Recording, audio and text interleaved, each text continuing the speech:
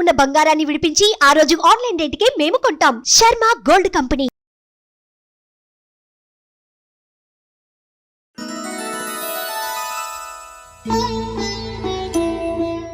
అందరికీ నమస్కారం. శ్రీ క్రోధినామ సంవత్సర ఉగాది శుభాకాంక్షలు. ప్రస్తుతం మనతో పాటు ప్రముఖ జ్యోతిష్యులు, శ్రీచక్రపీఠం వ్యవస్థాపకులు, 2 తెలుగు రాష్ట్రాల ప్రజలకు ఎంతో ఇష్టమైన గురువర్యులు, సుమన్ టీవీ ఆస్థాన ధార్మికులు డాక్టర్ ప్రదీప్ జోషి గారు మనతో పాటు ఉన్నారు. వారితో మాట్లాడి ఈ క్రోధినామ సంవత్సరం అసలు ఎలా ఉండబోతోంది, అటు ఆరోగ్యపరంగా, ఆర్థిక పరంగా, అలాగే రాజకీయం పరంగా కావచ్చు, అలాగే 12 రాశుల వారికి ఏ విధంగా ఉండబోతుందో గురువుగారి మాటల్లో విని తెలుసుకుందాం. గురుగారు నమస్కారం అండి. శ్రీమాత్రే నమః. ఎలా ఉన్నారు?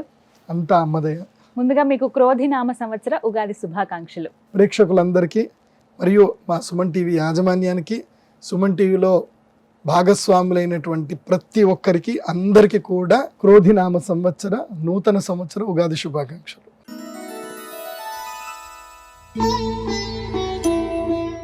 క్రోధి పేరు వింటే కొంచెం అంటే ఏమిటా అర్థం అని తెలుసుకోవాలని ఉంటుంది. ఎందుకంటే ఆ ప్రభావం సంవత్సరం అంతా ఈ మానవాళ్ళందరిపైన ఉంటుంది అనేది వింటున్న మాటే.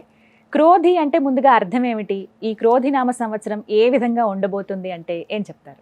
శ్రీ గురుభ్యో నమః. శ్రీమాత్రే నమః. అచింత్యావ్యక్తరూపాయ నిర్గుణాయ గుణాత్మనే సమస్త జగదాధార మూర్తయే బ్రహ్మణే నమః.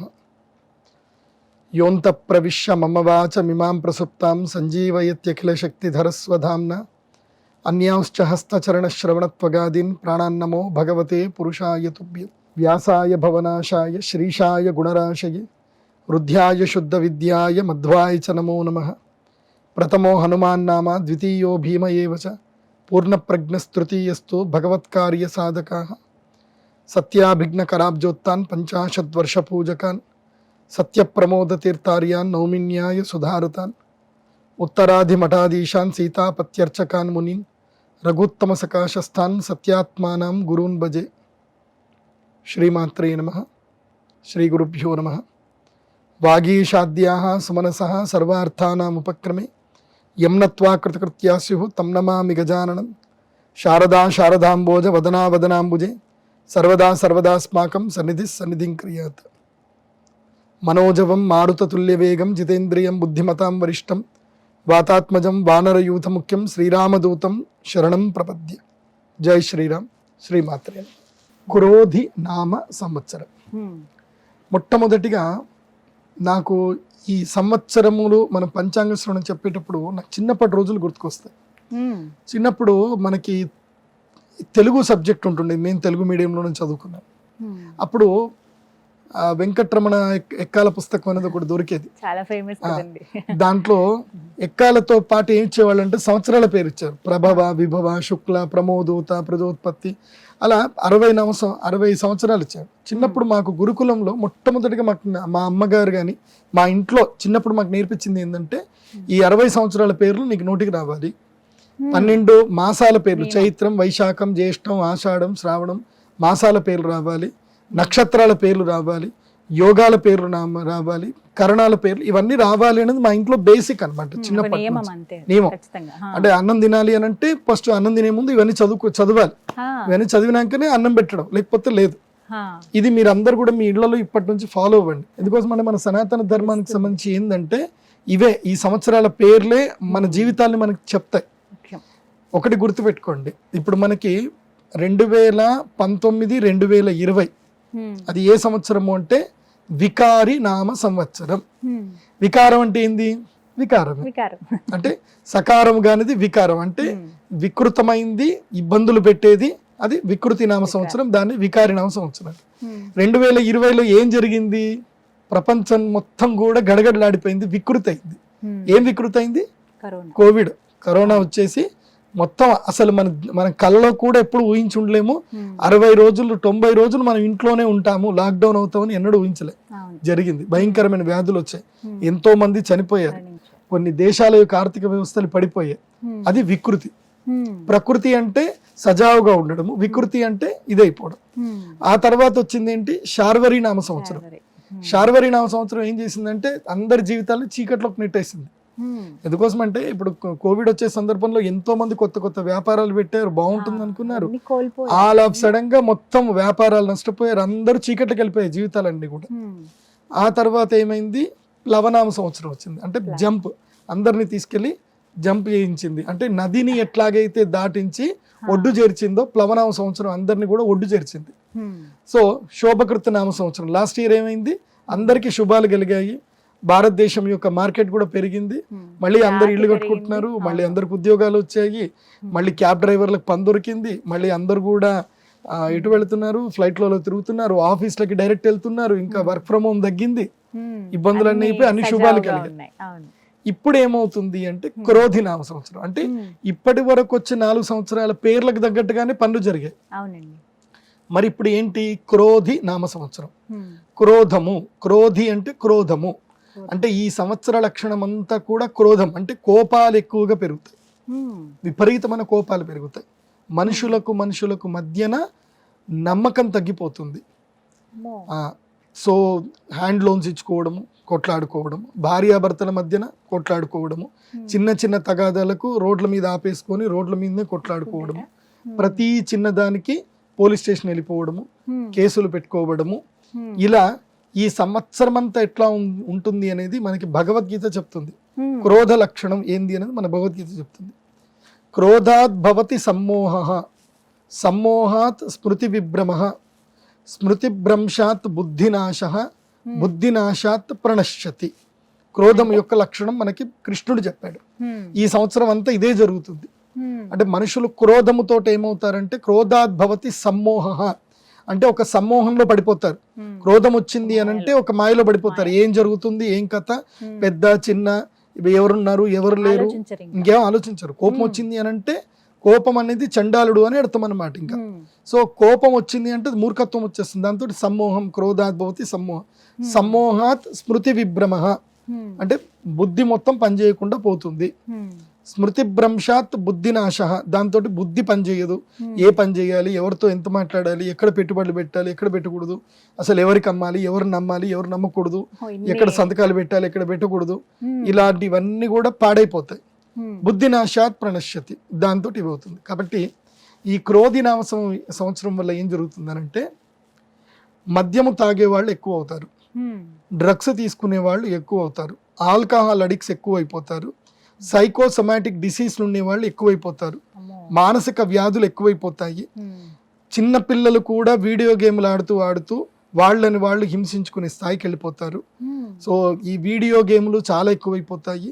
తర్వాత ఈ సంవత్సరం లోపల ప్రజలు సమ్మోహితులైపోయి బెట్టింగ్లు కట్టుకుంటూ, తర్వాత ఇంకా ఏవేవో ఉంటాయి కదా, ఈ మనీ లాండరింగ్లోనూ దీంట్లోనూ బిట్ కాయిన్స్లోనూ డబ్బులన్నీ పోగొట్టుకుంటారు, భార్యాభర్తల మధ్యన కలహాలు ఏర్పడతాయి, అక్రమ సంబంధాలు విపరీతమైపోతాయి, అందరు వెళ్ళి కోర్టులో వెళ్ళి కూర్చుంటారు. ఈ సంవత్సరము ఫ్యామిలీ కోర్టులో కేసులు కావాలంటే మీరు ఇప్పుడే చూసుకోండి. ఈ సంవత్సరము మొదలు ఫ్యామిలీ కోర్టులో కేసులు ఎన్ని ఉన్నాయి, వచ్చే సంవత్సరానికి ఈ సంవత్సరం మొత్తం మీద ఫ్యామిలీ కోర్టులో కేసులు ఇప్పుడు ఒకవేళ 5,000 కేసులు ఉన్నాయి అనుకుందాం, 20% కేసులు పెరుగుతాయి. అంటే 5,000 కేసులు అంటే మళ్ళీ 1000 కేసులు పెరుగుతాయి ఈ సంవత్సరం. 20% రెట్టింపు, ఇంకా 20 నేను చాలా తక్కువ చెప్పాను, ఇంకా పెరుగుతాయి. సో ఇలా ఫ్యామిలీ కోర్టులో కేసులు పెరుగుతాయి. వివాహ సంబంధాలు అనేటివి ఏం జరిగిపోతాయి అంటే వ్యాపార సంబంధాలుగా మారిపోతాయి. ఇలా ఈ సంవత్సరం అంతా కూడా ప్రజలు తగాదాలు పెట్టుకుంటూ, కోపాలు పెట్టుకుంటూ, అన్యోన్య బాంధవ్యాలు తగ్గించుకుంటూ, వస్తువులను ప్రేమిస్తూ, మనుషులని ప్రేమించడం తగ్గిస్తూ జీవిస్తారు ఈ సంవత్సరం. అన్ని చెడే కనిపిస్తున్నాయి గురుగారు. మంచి అంటే ఏమన్నా ఉందా ఈ సంవత్సరంలో?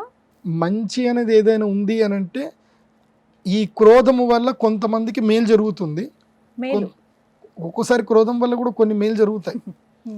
ఆ మేలు జరగడం ఏంటంటే తమ యొక్క, ఇప్పుడు ఒక్కటి గుర్తుపెట్టుకోండి, జీవితంలో ప్రతి ఒక్క సంఘటనలు అనేటివి జరుగుతాయి. కామ, క్రోధ, లోభ, మోహ, మదము, మాత్సర్యం, ఇవి అరిషడ్వర్గాలు అంటారు. మరి ఈ అరిషడ్వర్గాలవి ఉన్నప్పుడు భగవంతుడు వీటిని తీసేయాలి కదా, అసలు సృష్టించకూడదు కదా. ఎందుకు ఇవి ఉన్నాయి అని అంటే ఉండాలి ఇవి. జీవితంలో షడ్రుచులు, ఇప్పుడు ఉగాది రోజు మనం ఏం చేస్తాం, 6 రుచులు కలుపుకొని మనం తింటాం.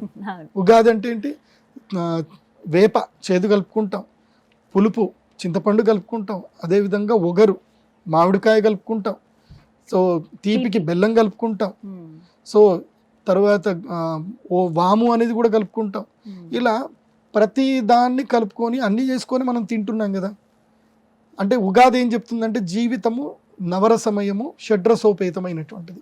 ఉమ్, కోపం వల్ల ఒక్కొక్కసారి కొంతమందికి మేలే జరుగుతుంది. ఉమ్, ఇప్పుడు ఉదాహరణకి ఒక ఇద్దరు భార్యాభర్తలు ఉన్నారు అనుకుందాం. వాళ్ళకి ఎప్పుడూ తగాదాలు జరుగుతున్నాయి. తన భర్త వల్ల ఆమె విసిగి వేసారిపోయింది. ఉమ్, ఏదో ఒక సందర్భంలో ఆమె బ్రస్ట్ అవ్వాల్సిందే. సో ఆమె బర్స్ట్ అయినప్పుడు కోపంతో కొట్లాడుతుంది, లేదా కేసు పెడుతుంది, లేదంటే ఆ మొగుడైనా కేసు పెడతాడు. ఉమ్, సో ఒక్కొక్క సందర్భంలో మనిషి ఎట్లాగైతే కనుక క్రోధం అనేటువంటిది తను బస్ట్ అయిపోవడం అంటే ఓపిక, సహనము, స్థాయిని కోల్పోవడమే కోపం. ఉమ్, సో ఆ కోపం వచ్చినప్పుడు కొన్ని మేలు జరుగుతాయి. దూరం అవ్వాల్సిన వాళ్ళు దూరం అవుతారు, దగ్గర అవ్వాల్సిన వాళ్ళు దగ్గర ధైర్యంతో దగ్గర అవుతారు. ఉమ్, సో ఏది రైటు ఏది రాంగు అని చెప్పడానికి ఉండదు. ప్రకృతిని మనం ఎప్పుడూ ఏమీ అనలేం, అనలేము, తక్కువ అంచనా తక్కువ వేయలేము అంచనా కూడా. అస్సలు వేయలేం. మనల్ని మించినటువంటి ఆల్గారితం తెలివితేటలు ప్రకృతికి ఉంటాయి. అదే మనకి ఏది మంచిదో అదే ఇస్తుంది. అలా అనుకోవచ్చు మంచి అంటారా? చెడు అని కాదు. అలా ఉంటుందా? జీవితంలో ఒక్కొక్క స్థాయికి వెళ్తారు. ఇప్పుడు ఒక వ్యక్తికి చెడు జరగనప్పుడు అతని జీవితంలో మంచి జరగదు. ఉమ్, గుర్తుపెట్టుకోండి, రెండు ఉంటాయి. రెండు ఉండాలి. అంటే ఇప్పుడు ఒక కాయిన్ కి బొమ్మ బొరుసు రెండు ఉన్నట్టుగానే రెండు ప్రతి ఉన్నట్టు వ్యక్తి జీవితంలో దేన్ని వచ్చినా నాకు తెలిసి ఒకటే, అది మంచి కానీ చెడు కానీ ఉమ్, జీవితంలో ఏది వచ్చినా మనం యాక్సెప్టెన్స్ అనేది మనం అలవర్చుకోవాలి. ఎస్, తీసుకోగలిగాం. నాకు ఇది పరిస్థితి ఉంది, నేను దీన్ని ఓవర్కమ్ చేయాలి. ఉమ్, సో ప్రతి ఒక్క దాన్ని కూడా మనం ఓవర్కమ్ చేస్తూ పోవాలి. ఇప్పుడు ఉదాహరణకి నా జీవితంలోనే జరిగింది. ఉమ్, 2014లో మా నాన్నగారు చనిపోయే సమయానికి నాకు శత్రువులందరూ మీద పడిపోయారు. హా, నేను ఒక్కసారి రోడ్డు మీద పడిపోయాను. ఉమ్, ఆ టైం నాకు చెడు టైం, ఉమ్, కానీ నాకు అది మంచి చేసింది. ఉమ్, ఆ తెలిసింది. ఎవరు ఇప్పుడు ఏంటని. నాకు చెడు టైం వచ్చింది. ఇప్పుడు నేనేం చేయాలి? నేను దీన్ని ఓవర్కమ్ చేయాలి. ఈ బ్యాడ్ టైంని నేను ఓవర్కమ్ చేయాలి. దానికి మనం తల వంచకూడదు. ఇప్పుడు సముద్రంలో ఆటలు వస్తున్నాయి, పెద్ద పెద్ద అలలు వస్తున్నాయి. అలా వచ్చినాయని సముద్రం మనం ఈదకుండా ఉంటామంటే చక్కగా పడవ తయారు చేసుకుంటాము. లోతెంతో తెలియకనే పడవల్లే అడుగేస్తే దారియను అంటుందా కడలైనా కదా. అంత పెద్ద కడలైనా సరే నువ్వు పడవలాగా అడుగేగి నీకు దారిస్తుంది. వస్తుంది. అలాగే ప్రతి సంవత్సరము కొంతమందికి ఆటుపోట్లు వస్తాయి, కొంతమందికి చెడు సందర్భాలు వస్తాయి. ఉమ్, వాటి నుంచి మనము లెసన్స్ నేర్చుకొని ముందుకెళ్ళాలి. అదే ఈ క్రోధినామ సంవత్సరం చెప్తుంది. ఉమ్, సో కోపాలు ఎక్కువ అవుతాయి, కోపతాపాలు ఎక్కువ అవుతాయి. కాబట్టి మిమ్మల్ని మీరు నిగ్రహించుకోవడం అనేది ఉంటుంది. కానీ అది ప్రకృతి, దాన్ని మనం ఏం చేయలేము. ఏది జరుగుతుందో అలా జరగనివ్వండి. ఏది జరిగినా మన మంచికి మన మంచికే అనుకోవాలి. ఇది క్రోధినామ సంవత్సరం యొక్క అర్థము.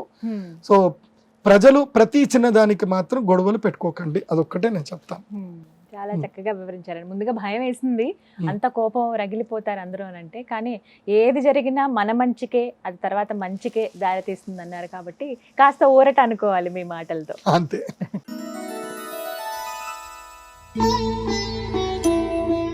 గురుగారు, రాజాది నవనాయకులు ఈ క్రోధినామ సంవత్సరంలో ఏ విధంగా ఉంటాయి? ఎందుకంటే మనం చూస్తూ ఉంటాం కదా, ఏదైనా గవర్నమెంట్ కొత్తగా ఫామ్ అయినప్పుడు మంత్రిత్వ శాఖ అదే చాలా బలం, ఒక్కొక్క శాఖను వాళ్ళకి ఇస్తారు.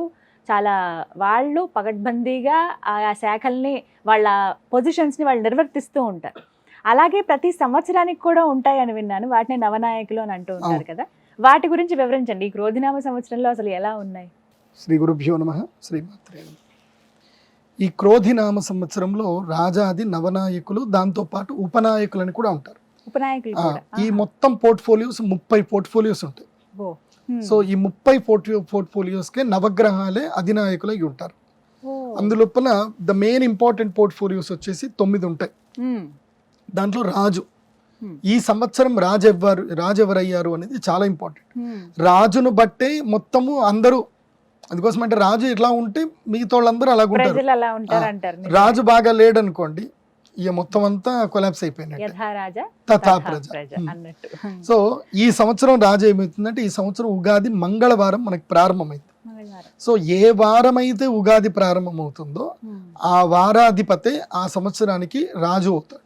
అంటే సో మంగళవారం కాబట్టి మంగళుడు, కుజగ్రహమే ఈ సంవత్సరానికి రాజు.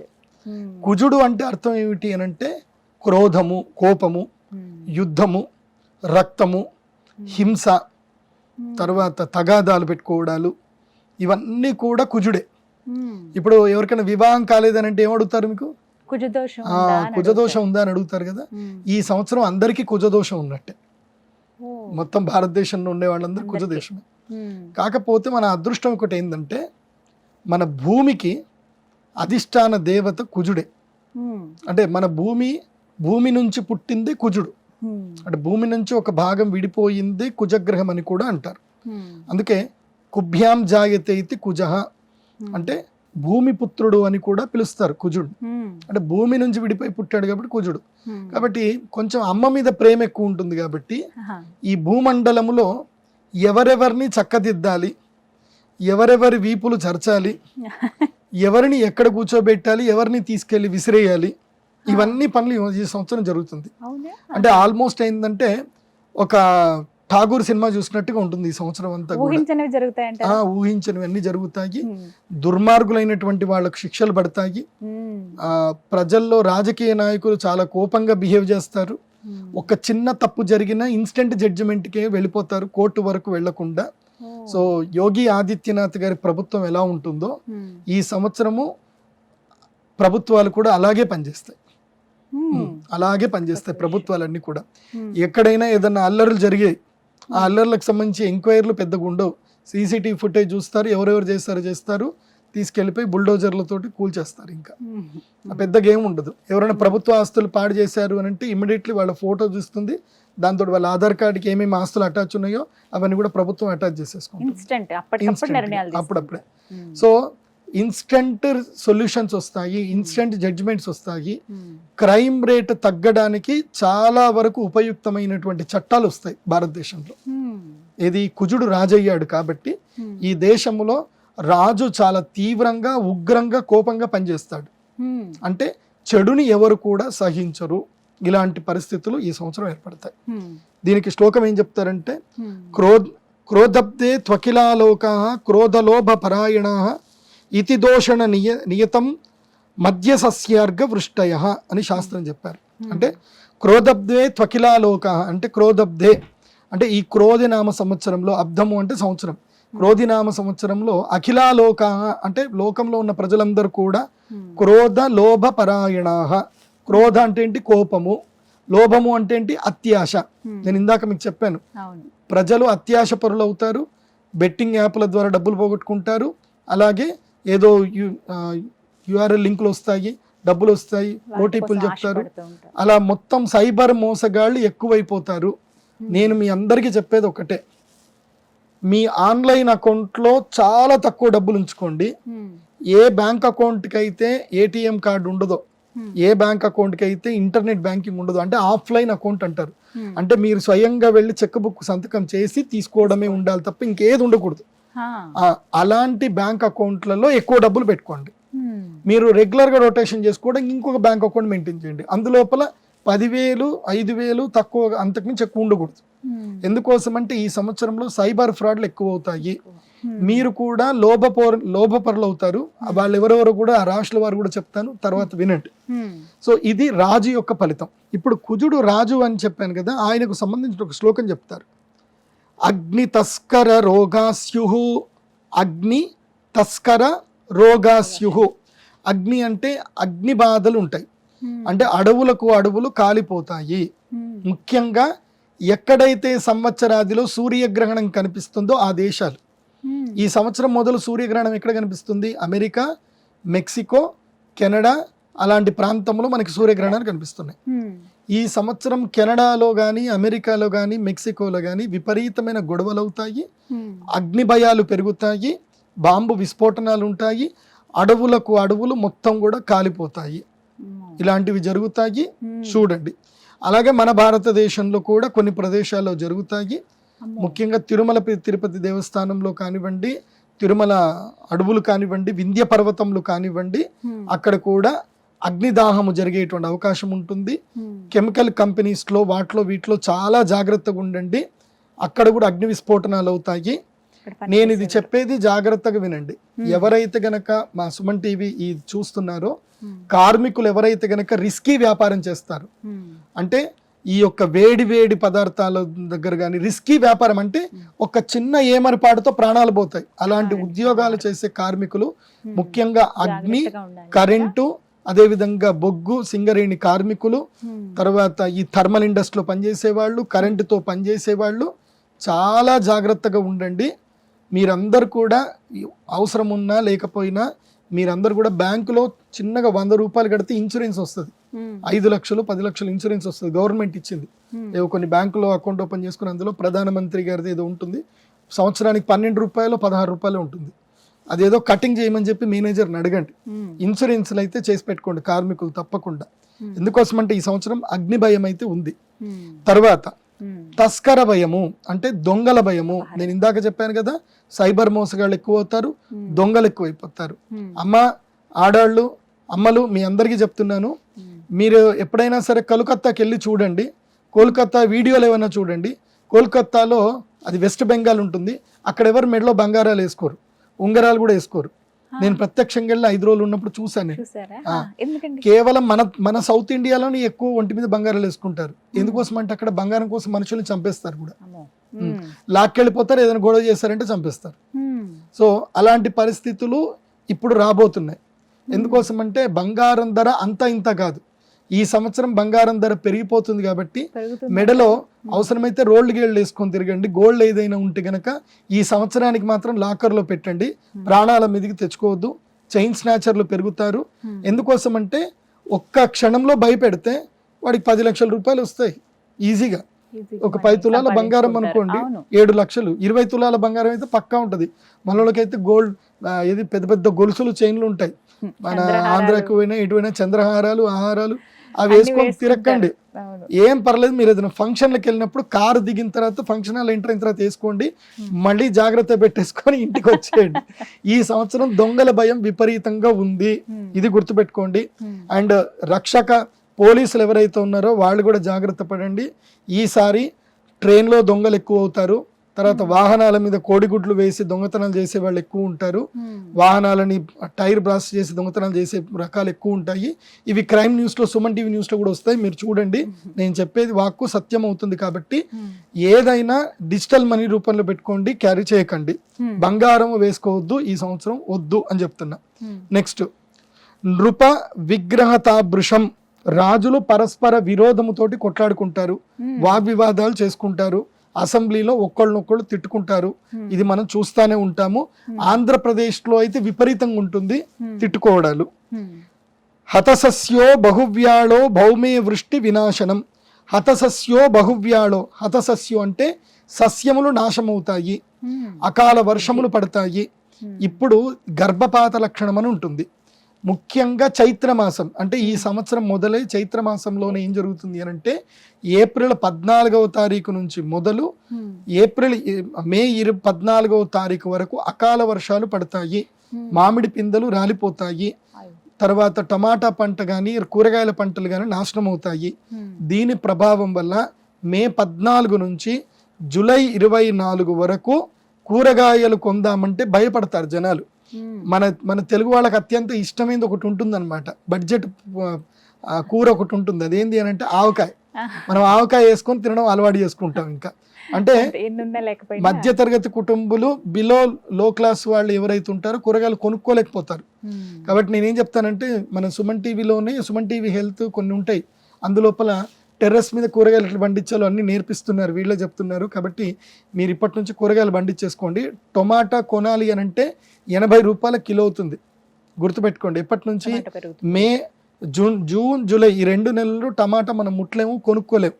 కొత్తిమీర కూడా కొనుక్కోలేము. పాలకూర కూడా 30 రూపాయలు, దాదాపుగా 120 రూపాయల కేజీ అవుతుంది పాలకూర. కొత్తిమీర 200 రూపాయల కిలో అవుతుంది. అల్లం రేటు పెరుగుతుంది. నిమ్మకాయ ఒకటి 5 రూపాయలు అవుతుంది. సో ఇలా చాలా ధరలు పెరిగిపోతాయి, జాగ్రత్త. అందుకే సస్యనాశనం అంటే ఏంటి? సస్యములు నాశనం అవుతాయి. నాశనమైన ఆటోమేటిక్ ఏం జరుగుతుంది? రేటు పెరిగిపోతుంది. ఎందుకోసం అంటే మనకు మార్కెట్లో ప్రోడక్ట్ తక్కువ అయితే దాని యొక్క డిమాండ్ ఎక్కువ అయిపోతుంది. సో డిమాండ్ తక్కువ, ప్రోడక్ట్ తగ్గిపోతే దాని రేట్ ఎక్కువ అయిపోతుంది. కాబట్టి ఇది జరుగుతుంది. ఇంకోటి ఏం చెప్పారు? వృష్టి వినాశనం అంటే వర్షము వల్ల నాశనాలు ఎక్కువ జరుగుతాయి. వర్షం కూడా తక్కువగా పడుతుంది. అది ఎక్కడెక్కడ పడుతుంది అనేది నేను మళ్ళీ చెప్తాను. స్టే ట్యూన్, కంటిన్యూ ఉంటుంది. నెక్స్ట్, ఈ సంవత్సరము మంత్రి ఎవరు అవుతున్నారు? మంత్రి ఎవరు అంటే శనిగ్రహం. ఓ శని మంత్రి. ఇప్పుడు రాజు ఒకవేళ ఎక్స్క్యూజ్ చేయొచ్చేమో, రాజుగారికి అన్నీ తెలియదు, కానీ మంత్రి గారు ఆయనకు అన్నీ తెలుస్తాయి. ఇప్పుడు మనకి భారతదేశ రాష్ట్రపతి గారు ఏంటంటే వాళ్ళ రాష్ట్రం అక్కడే ఉంటారు, ఏదైనా ఉంటే జీవోలు వస్తాయని సంతకం చేయడం వరకే వాళ్ళ పని ఉంటుంది, ఎంక్వైరీ చేసి సంతకం చేస్తారు, గవర్నర్ ఏసి చూసుకుంటారు వాళ్ళు. కానీ మొత్తం అంతా చూసేది ప్రధానమంత్రి గారు కదా. కాబట్టి రాజుగారి తర్వాత అత్యంత శక్తి సంపన్నుడు శని. సో శని అంటే ఎవరు చెప్పండి? శని అంటే మనకేం తెలుస్తుంది అంటే ఈయన యమధర్మరాజు యొక్క అన్నగారు. కాబట్టి ఏంది, యమధర్మరాజు యొక్క అన్నగారు సాక్షాత్తు గ్రహాలకు రాజు అయినటువంటి సూర్యుడి యొక్క పుత్రుడు. శనిని ఏమంటారు అంటే సమవర్తి అంటారు. అదేవిధంగా ఏం చేస్తారు, కర్మ విపాక కారకుడు అంటారు. శని కర్మ విపాక కారకుడు అయ్యాడు కాబట్టి అతని మంత్రి అయ్యాడు. కాబట్టి ఏం జరుగుతుంది, మంత్రి శని అయ్యాడు. ఈయన సమవర్తిత్వం అంటే అందరినీ సమానంగా చూస్తాడనమాట. ఎవరు పెద్ద గొప్ప పేద ఇదేముండదు. లైక్ మన ప్రధానమంత్రి నరేంద్ర మోదీ గారు ఎలాగైతే గనక ఒక స్త్రీమూర్తి వచ్చి దండం పెడితే అమ్మ నమస్తే చేయకు అని అంటాడు, ఓ పెద్ద ఆవిడ వచ్చి దండం పెట్టినా ఆయన నమస్తే చేయొద్దు అంటాడు. అందరినీ సమానంగా చూస్తాడు. మళ్ళీ ఎవరెవరిని ఎక్కడ దొక్కాలో అక్కడ దొక్కుతాడు. కాబట్టి ఈ శని కూడా అదే పని చేస్తాడు. మధ్యవృష్టి అంటే వర్షాలు ఎక్కువ పడవు, మధ్యవృష్టి అంటే సాధారణంగా వర్షాలు పడతాయి. తర్వాత మంద సస్యం అంటే సస్యములు కూడా పెద్దగా పెరగవు. మనకి ఒక ఎకరానికి 40 బస్తాలు అనుకున్న చోట 30 బస్తాలే వస్తాయి, గుర్తుపెట్టుకోండి. సర్వే పాపరతా నరాః, నరులందరూ కూడా పాప నిరతులైపోతారు. అంటే తప్పు చేయడం పెద్ద ఏం కాదు అని చెల్తా అందరు చేస్తున్నారు, మనం కూడా చేసేద్దాం అంటే అందరూ ఆల్కహాల్ అడిక్ట్ అయిపోవడము అదేం పెద్ద తప్పు కాదు. అదేవిధంగా ఎక్కువగా స్త్రీల వల్ల పురుషులు ఏడుస్తారు, అంటే హనీ ట్రాపింగ్ లో పడి ఏడుస్తారు, ముందుకు వెళ్ళలేరు, వెనక్కి వెళ్ళలేరు, కేసులు పెడుతున్నారంటారు. Video calls చెయ్యకండి. ముఖ్యంగా పురుషులు హనీ ట్రాప్ లో పడకండి, జాగ్రత్త. కేసు ఇది ఆకొచ్చి ముళ్ళు మీద పడ్డా, ముళ్ళెళ్ళి ఆకు మీద పడ్డా ఆకుకే నష్టము. ఆ ఆకు ఎవరో కాదు, యంగ్ అబ్బాయిలు. మీ జీవితాలు నాశనం చేసుకోకండి, మీ ఆస్తులు కూడా రాయించేసుకుంటారు, జాగ్రత్త. ప్రజాపీడ భవేన్నిత్యం, ప్రజలందరూ కూడా పీడా భవేన్నిత్యం అంటే పీడని అనుభవిస్తారు. నేను మళ్ళీ చెప్తున్నాను, తెలుగు రాష్ట్ర ప్రజలకు చెప్తున్నాను, మీరు పీడ అనుభవించే అవకాశం మీ దగ్గర ఉంది, పీడని విముక్తి చేసుకునే అవకాశం కూడా మీ దగ్గర ఉంది. ఆ పీడ పొందుతారా, పీడ విముక్తులవుతారా అనేది మేము 13వ తారీఖు మీ చేతిలో ఉంది, అది మీ ఇష్టం. ప్రజాపీడ భవేన్నిత్యం, మనకైతే జ్యోతిష్యం ఏం చెప్తుంది, ప్రజలు పీడని అనుభవిస్తారు అని చెప్తుంది. సో అది అనుభవిస్తారా అనుభవించారా అనేది మీరు చూసుకోండి. సూర్యపుత్రేతు మంత్రిని, సూర్యపుత్రుడు మంత్రిగా ఉన్నప్పుడు ఇది జరుగుతుంది అని చెప్పారు. కాబట్టి ప్రజలు అత్యాశకు వెళ్ళకండి, బంగారం వేసుకొని తిరక్కండి, దొంగలు ఎక్కువ అవుతారు. అదేవిధంగా రైతులు పంటలు వేసేటప్పుడు 6 తడి పంటలే వేసుకోండి, వర్షాధార పంటలు ఈ సంవత్సరం రావు. క్లియర్గా చెప్తున్నాను. ఎందుకోసమంటే చాలా మంది కర్ణాటకలో కానీ మహారాష్ట్రలో కానీ ఇటు రాయలసీమ ప్రాంతంలో కానివ్వండి, మన వైపు ఇది తూర్పుగోదావరి జిల్లా కోస్తా జిల్లాలో కానీ మనకు వర్షపు నీళ్ళు వస్తాయి, ఈ సంవత్సరం వర్షపు నీళ్ళతోటి పంటలు వస్తాయి అని చెప్పి ఆ నమ్మకంతో పంటలు వేస్తారు. కానీ ఆ పంటల వల్ల పెద్దగా లాభాలు రావు. ఎక్కువగా పెట్టుబడులు పెట్టకండి, ఎక్కువ ఖర్చులు పెట్టుకోకండి, 6 తడి పంటలు వేయండి. నేను ప్రజలందరికీ చెప్పేది ఏంటంటే ఇవి అరికలు, ఇవి వాటికి ఎక్కువ నీళ్ళు అవసరం ఉండదు. సిరిధాన్యాలు పండించడానికి ఎక్కువగా మక్కువ చూపించండి. ప్రజలు కూడా సిరిధాన్యాలు తినడానికి ఎక్కువగా మక్కువ చూపించండి, అది బాగుంటుంది. వాటికి ఎక్స్పోర్ట్ క్వాలిటీ కూడా రేటు కూడా బాగా వస్తుంది. బియ్యము ధర ఈ సంవత్సరము కేవలము కిలోకి 5 రూపాయలు మాత్రం పెరుగుతుంది. కానీ వరి ధర మాత్రం, అంటే వడ్ల ధర మాత్రం పెరగదు. వరికి ఎంత ఉందో అంత ఉంటుంది, ఇంకా తక్కువ అవుతుంది. మొన్నటిదాకా 5,200 టన్ను వచ్చింది, ఇప్పుడు అంతకుమించి కూడా తగ్గుతుంది. సో కాబట్టి మంద సస్యాహ అది జరగదు, అది గుర్తుపెట్టుకోండి. నెక్స్ట్ సేనాధిపతి అయినటువంటి శుక్రుడి యొక్క ఫలితం. శుక్రుడు సేనాధిపతి అంటే సైన్యానికి నాయకుడయ్యాడు శుక్రుడు. దీనివల్ల ఏం జరుగుతుందంటే సైనికులు ఎక్కువగా వీడియోలు తీయడము, పోలీసులు కూడా ఎక్కువగా ఇన్స్టాగ్రామ్లోను ఫేస్బుక్లోను రక్షక భటులు వీళ్ళందరూ ఫేమస్ అవ్వాలని చూసుకోవడము, ఇవన్నీ కూడా జరుగుతుంది. కొంతమంది రక్షక దాంట్లో ఉన్నటువంటి వాళ్ళు సైనికులు కూడా అభాసు పాలవుతారు, ఇలాంటివి చేసి ఉద్యోగాలు కోల్పోతారు, జాగ్రత్త. అంటే మన భారతదేశానికి సంబంధించిన రహస్యాలు ఎక్కడ బయటపడకూడదు. సో మీరు డ్యూటీ డ్రెస్ వేసుకొని ఏం చేయకండి. ఎందుకోసం అంటే సైన్యాధిపతికి శుక్రుడు వచ్చాడు అనుకోండి, శుక్రుడు ఎంటర్టైన్మెంట్. శుక్రుడు అంటే మేకప్లు, ఆర్టిస్టులు, ఎంటర్టైన్మెంట్లు, ఆనందము, భోగ విలాసాలు, ఇవన్నీ శుక్రుడు. శుక్రుడు సైన్యాధిపతి అయ్యాడు అనుకోండి, యుద్ధం అయితే జరగదు. ఏం జరుగుతుందో చెప్పండి. ఇక్కడ చెప్తున్నారు, సువృష్టిరత్యంత సమృద్ధ సస్యం సుభిక్షమర్గ్యో బహుళోధరిత్యాం నరాస్త్రియ కామరత ప్రవృత్తా సైన్యాధిపత్యే కలు భార్గవస్య. సైన్యాధిపతి అయినప్పుడు ఏం జరుగుతుందట, సువృష్టి అత్యంత సమృద్ధ సస్యం అన్నారు. సువృష్టి ఎప్పుడు? శుక్రగ్రహానికి సంబంధించిన మాసాన్ని శ్రావణ మాసం అంటారు. ఈ శ్రావణ మాసంలో మాత్రం మంచి వర్షాలు పడతాయి. ఇవి ఒక్క నెలనే. శ్రావణ మాసము, భాద్రపద మాసంలో మాత్రమే ఈ సంవత్సరం వర్షాలు బాగుంటాయి. మళ్ళీ ఎప్పుడు కూడా అంటే కొంచెం దసరాను ఆ టైంలో వర్షాలు పడతాయి, కానీ ఈసారి లేవు. ఈసారి వర్షాలు ఇప్పుడే పడతాయి. అందుకే నేను చెప్పేది ఏంటంటే, మీరు గవర్నమెంట్ని తిట్టకండి. హైదరాబాద్, చెన్నై, బెంగళూరు నగరవాసులకు, సిటీలో ఉండేటువంటి వాళ్లకు అందరికీ చెప్తున్నాను, ఈ సంవత్సరం వర్షాలు పడవు. కాబట్టి ఈ 1 year బిగినింగ్లోనే మీరు ఏం చేయండి, మీ ఇంటి మీద పడ్డే వర్షపు నీళ్ళన్నీ కూడా మీ ఇంట్లో స్టోర్ అయ్యేటట్టు చూసుకోండి. ప్రతి ఇంట్లో 20,000 లీటర్ల నీళ్లు కాపాడుకునేటట్టుగా ప్రయత్నం చేయండి. ప్రతి అపార్ట్మెంట్లో ఉండేటువంటి వాళ్ళు మినిమం 1,00,000 నుంచి 5,00,000 లీటర్ల నీళ్లు కాపాడుకునే ప్రయత్నం మీరు ఇప్పుడే చేసుకోండి. ఎందుకోసం అంటే ఇది బిగినింగ్, క్రోధినామ సంవత్సరం బిగినింగ్. రాబోయే 7 సంవత్సరాల్లోనూ వాటర్ క్రైసిస్ అనేటివి ఏర్పడతాయి. ఇప్పుడు ఆల్రెడీ బెంగళూరులో ఏర్పడింది. బెంగళూరు నుంచి కానీ, చెన్నై నుంచి కానీ సాఫ్ట్వేర్ కంపెనీలన్నీ కూడా తరలి వెళ్ళిపోతున్నాయి. కానీ ఇది ఒక విధంగా మంచి న్యూసే. ఎవరికి మంచి న్యూస్ అంటే, వరంగల్, మహబూబ్ నగరు, నిజామాబాదు, తర్వాత విజయవాడ, రాజమండ్రి, విశాఖపట్నం, అంటే మెట్రోపాలిటన్ సిటీస్ కాకుండా సబర్బన్ సిటీస్ ఏవైతే ఉంటాయో వాటికి మంచిది. నీళ్ళు అక్కడ దొరుకుతాయి కాబట్టి జనాలందరూ అక్కడికి వచ్చేస్తారు. సాఫ్ట్వేర్ కంపెనీలు అక్కడికి వచ్చేస్తాయి. ఎక్కడ నీళ్లు ఉంటే జనాలు అక్కడ ఉండాలి కాబట్టి అక్కడికి వచ్చేస్తారు. కాబట్టి అర్బన్ సిటీలు అన్నీ కూడా పెరుగుతాయి. కానీ మెయిన్గా ఏవైతే మెట్రోపాలిటన్ సిటీస్ ఉన్నాయో అక్కడ జనాలు కష్టాలు పడుతూ బాధలు పడుతూ ఉంటారు. నీటి కష్టాలు ఉంటాయి. ఇది ఈ సంవత్సరం గుర్తుపెట్టుకోండి. కాబట్టి నీటిని కాపాడుకునే ప్రయత్నం చేయండి. ఆల్రెడీ మీకు సుమన్ టీవీలో కూడా చెప్పారు, వాటర్ని ఎలా కాపాడుకోవాలి ఏం కథ అని. సుమన్ టీవీలో ఏదో వీడియో ఉన్నట్టుంది, అది కూడా చూడండి. ఇక్కడే గచ్చిబౌల్లో ఒక ఇంటిది వీడియో చేసినట్టున్నారు, మీరు ఎవరో చేసినట్టున్నారు. సో వాళ్ళు వర్షపు నీటి మొత్తం సేవ్ చేసుకుంటున్నారు. ఇప్పటి నుంచి ఎవరు ఇల్లు కట్టుకున్నా కింద సెల్లార్లో వర్షపు నీళ్లు మొత్తం సేవ్ ఉండేటట్టు ప్లాన్ చేసుకోండి. అది మాత్రం పక్కా, దాన్ని మర్చిపోవద్దు. ఇది ఇంకోటి ఏం చెప్తున్నారు, నరా స్త్రియా కామరతాహ. నరహ అంటే మగవాళ్ళు, స్త్రియ అంటే ఆడవాళ్ళు, కామరతాహ అంటే కోరికలతోటి గిలగిలలాడి కొట్టుకుంటా ఉంటారనమాట. సో వాళ్ళని వీళ్ళు పరిచయం, వీళ్ళని వాళ్ళని పరిచయం, మల్టిపుల్ రిలేషన్షిప్లో ఉండడము, హనీ ట్రాప్లో గురవ్వడము, డబ్బులు పోగొట్టుకోవడము, ఏడవడాలు, తర్వాత బ్లాక్మెయిల్ చేయడాలు, ఇవన్నీ కూడా జరుగుతాయి. నరాస్త్రియా కామరతా ప్రవృత్తా అని చెప్పారు. సో ఇది ఈ సంవత్సరం లక్షణం ఇది. కాబట్టి జాగ్రత్తగా ఉండండి.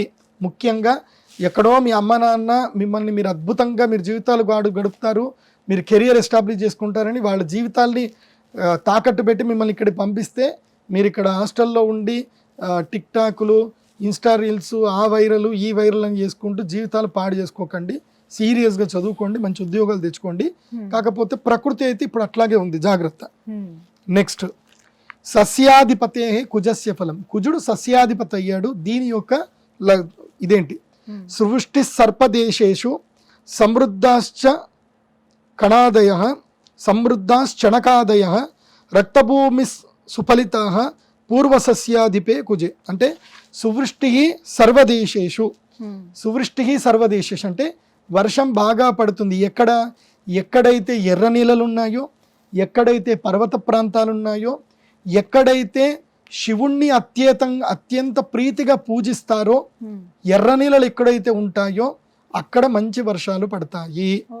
అది కాకుండా ఈ సంవత్సరము ఏవేవి అంటే ద్విదళ ధాన్యాలు బాగా పండుతాయి. అంటే కందిపప్పు, పెసరపప్పు, మినప్పప్పు, ఇవి బాగా పండుతాయి. అయినా సరే దుర్మార్గులు ఎక్కువ ఉంటారు కదా, శని మంత్రి అయ్యాడు కదా, కాబట్టి వాళ్ళందరూ దాచుకొని రేటు మాత్రం పెంచుతారు. సో ఈ సంవత్సరము కందిపప్పు ధర 3% పెరుగుతుంది. అన్ని పప్పు దినుసుల ధరలు 3% పెరుగుతాయి. ఇది జాగ్రత్త. ముఖ్యంగా చెనకాదేహ శనగపప్పు ధర బాగా పెరుగుతుంది. ఎందుకోసం అంటే పబ్లిక్ కి బయటకు వెళ్ళి తినడం ఇష్టం ఉంటుంది కాబట్టి ఎక్కువగా శనగపిండికి సంబంధించి తింటారు కాబట్టి ఈ మురుకులు, శనగలు, బజ్జీలు, తర్వాత ఇంకేమేమో ఉంటాయి కదా స్నాక్స్ అవి ఉంటాయి కదా, ఇవన్నీ శనగపప్పువే. సో ఇన్స్టెంట్ ఫుడ్ అంతా కూడా శనగపప్పే. కాబట్టి ఇన్స్టెంట్ ఫుడ్ ఒక గోపాల్ కంపెనీ అని చెప్పి ఐపీఓకి వచ్చింది first time. So stock market లో లీడ్ అయ్యింది. కాబట్టి శనగపప్పుకి ఎంత డిమాండ్ ఉందో పబ్లిక్ అర్థం అవ్వడం వలన అందరు ఫాస్ట్ ఫుడ్ సెంటర్లు రన్ చేయడం వలన శనగపప్పుకు డిమాండ్ పెరుగుతుంది. కాబట్టి ఈ సంవత్సరం శనగపప్పు ధర 10% పెరుగుతుంది. ధర ఇప్పుడు ఎంత ఉందో అంతకు 10% ధర అయితే పప్పుల ధరలు పెరుగుతాయి. ఇక ధాన్యాధిపతే రవస్య ఫలం, రవి ధాన్యాధిపతి అయ్యాడు కాబట్టి చెప్పాను కదా అరికలు సిరిధాన్యాలు బాగా పండుతాయని చెప్పాను కదా, అదే ఇక్కడ చెప్తున్నారు. మధ్యవృష్టి ఫలం స్వల్పం అనర్గం చ మహతో భయం రక్తసస్యాది జాయంతే సూర్యే ధాన్యాధిపే సతి. సూర్యుడు ధాన్యాధిపతి అయితే రక్తసస్యాది జాయంతే అంటే ఎర్రటి ఏవైతే పదార్థాలు ఉంటాయి ముఖ్యంగా పుష్పాలు ఫలాలు మంచిగానే వికసిస్తాయి, కానీ ధాన్యాలు మాత్రం సరిగ్గా రావు. ఈ సంవత్సరం గోధుమల ధర ఇంకా పెరుగుతుంది. గోధుమల ధర కూడా 3% నుంచి 7% వరకు పెరిగే అవకాశం ఉంటుంది. అదేవిధంగా ఈ సంవత్సరం ఏం జరుగుతుంది, గర్భపాత లక్షణం అని జరుగుతుంది. ఇది బాగా అద్భుతంగా గుర్తుపెట్టుకోండి, సేవ్ చేసుకోండి. ఇప్పుడు ఇది చెప్పేది పర్జన్య గర్భ లక్షణం అంటారు, పర్జన్య గర్భపాత లక్షణం అంటారు. అంటే మేఘము పూర్తిగా ఏర్పడక ముందు, ఒక మేఘం ఏర్పడడానికి 195 దినశతి అంటే 195 రోజులు పడుతుంది. ఇది మధ్యలోనే పగిలిపోతుంది, అప్పుడు ఎర్రటి రక్తధారలు పడతాయి. అంటే వర్షం మనకి ఎప్పుడు కూడా క్రిస్టల్ క్లియర్ గా ఉంటుంది, నీళ్ళంటే క్రిస్టల్ గా ఉంటాయి. కానీ ఒక్కొక్క ప్రదేశంలో ఎలా అంటే ఎర్రటి రక్తం లాగా వర్షం పడుతుంది. ఇది ఎక్కడ అంటే చైనా ప్రాంతంలో పడుతుంది. చైనాలో కొన్ని కృత్రిమ వర్షాలు కురిపిస్తారు, దానివల్ల చైనాలోను అదేవిధంగా మెక్సికో లాంటి ప్రాంతంలోను అమెజాన్ అడవుల్లోనూ ఇవి పడతాయి. అర్ఘాధిపతే శుక్రస్య ఫలం, శుక్రుడు అర్ఘాధిపతి అడిగా శాలీ క్షుజల సస్యార్ఘ వృద్ధిర్భూపా స్వధర్మగా సంపూర్ణ జలదా వృష్టి శుక్రే చార్ఘాధిపతే సతి.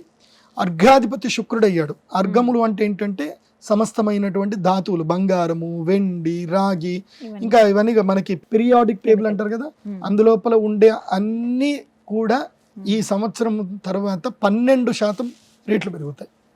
అన్నిటికీ 12% రేట్లు పెరుగుతాయి. ఇప్పుడంతా మెటల్స్ అన్ని కూడా రేట్లు పెరుగుతాయి. అప్ టు 5% to 12% వరకు రేట్లు పెరుగుతుంది. బంగారము 12% ఇంక్రీజ్ అవుతుంది, వెండి 8% ఇంక్రీజ్ అవుతుంది, రాగి 5% ఇంక్రీజ్ అవుతుంది. అయితే ఈ సంవత్సరం ఏం జరుగుతుందంటే ప్రజలందరూ కూడా ఇవి బంగారు ఆభరణాలు కొనడం తగ్గించి ఈ 1 గ్రామ్ గోల్డ్ అన్ని కొనుక్కోవడం స్టార్ట్ చేస్తారు. ఎవరైనా ఇంట్లో ఉండి వ్యాపారాలు చేసేవాళ్ళు ఉన్నారా? ఇంట్లో వాట్సాప్ స్టేటస్ లోను ఇన్స్టాగ్రామ్ లో బిజినెస్ చేసే వాళ్ళు ఉన్నారుగా. మా సుమన్ టీవీ కూడా ఎంకరేజ్ చేస్తుంది, మీ ఇంటికి వచ్చి మీరు ఏం అమ్ముతారో చెప్తుంది. కాబట్టి అలాంటి వ్యాపారస్తులకు, చీరలు అమ్మే వాళ్ళకి, 1 గ్రామ్ గోల్డ్ అమ్మే వాళ్ళకి, తర్వాత చీరలు నేయించే వాళ్ళకి, వీళ్ళకి అఖండ లాభం వస్తుంది. ఈ సంవత్సరం అర్ఘాధిపతి బాగున్నాడు కాబట్టి బాగుంటుంది, లాభం వస్తుంది. వర్క్ ఫ్రమ్ హోమ్ చేసేటువంటి ఆడవాళ్ళకి, ఇంట్లో కూర్చొని సంపాదించే ఆడవాళ్ళకి మాత్రం శుక్రుడు అనుగ్రహం ప్రసాదిస్తున్నాడు. నెక్స్ట్ మేఘాధిపతి శుక్రుడు ఫలం, శుక్రుడు మేఘాధిపతి అయ్యాడు కాబట్టి అతివృష్టి సుభిక్షంచ సస్యవృష్టి నిరామయ క్షీరప్రద సదాగావ శుక్రే మేఘాధిపే సతి. నేను ఇందాక చెప్పాను శుక్రుడు అధిష్టాన దేవతగా ఉండేటువంటి మాసము శ్రావణ మాసము, తర్వాత భాద్రపద మాసములో గురుగ్రహం కాబట్టి శ్రావణ భాద్రపద మాసాలు మాత్రం మంచి వర్షాలు పడతాయి, ఆ నీటిని కాపాడుకోండి. తర్వాత ఈ సంవత్సరం ఎవరైతే గనక ఫ్లవర్ డెకరేషన్ వ్యాపారం చేస్తారో, పువ్వులు ఎవరైతే పెంచుతారో, అశ్వగంధాది ఆయుర్వేద పంటలు ఎవరైతే పండిస్తారో వాళ్ళకి మంచి లాభం వస్తుంది. ఆయుర్వేద పంటల మీద కాన్సన్ట్రేషన్ చేసుకోండి. రసాధిపతే గురోహ ఫలం, గురువు రసాధిపతి అయ్యాడు. రసములు సువృష్టి సర్వసస్యానాం ఫలితా వృక్షజాతయ సదారోగ్యం సుభిక్షంచ జీవేది రసాధిపే. సో రసాధిపుడు మంచిగా ఉన్నాడు కాబట్టి కెమికల్ స్టాక్స్ బాగా కలిసి వస్తాయి.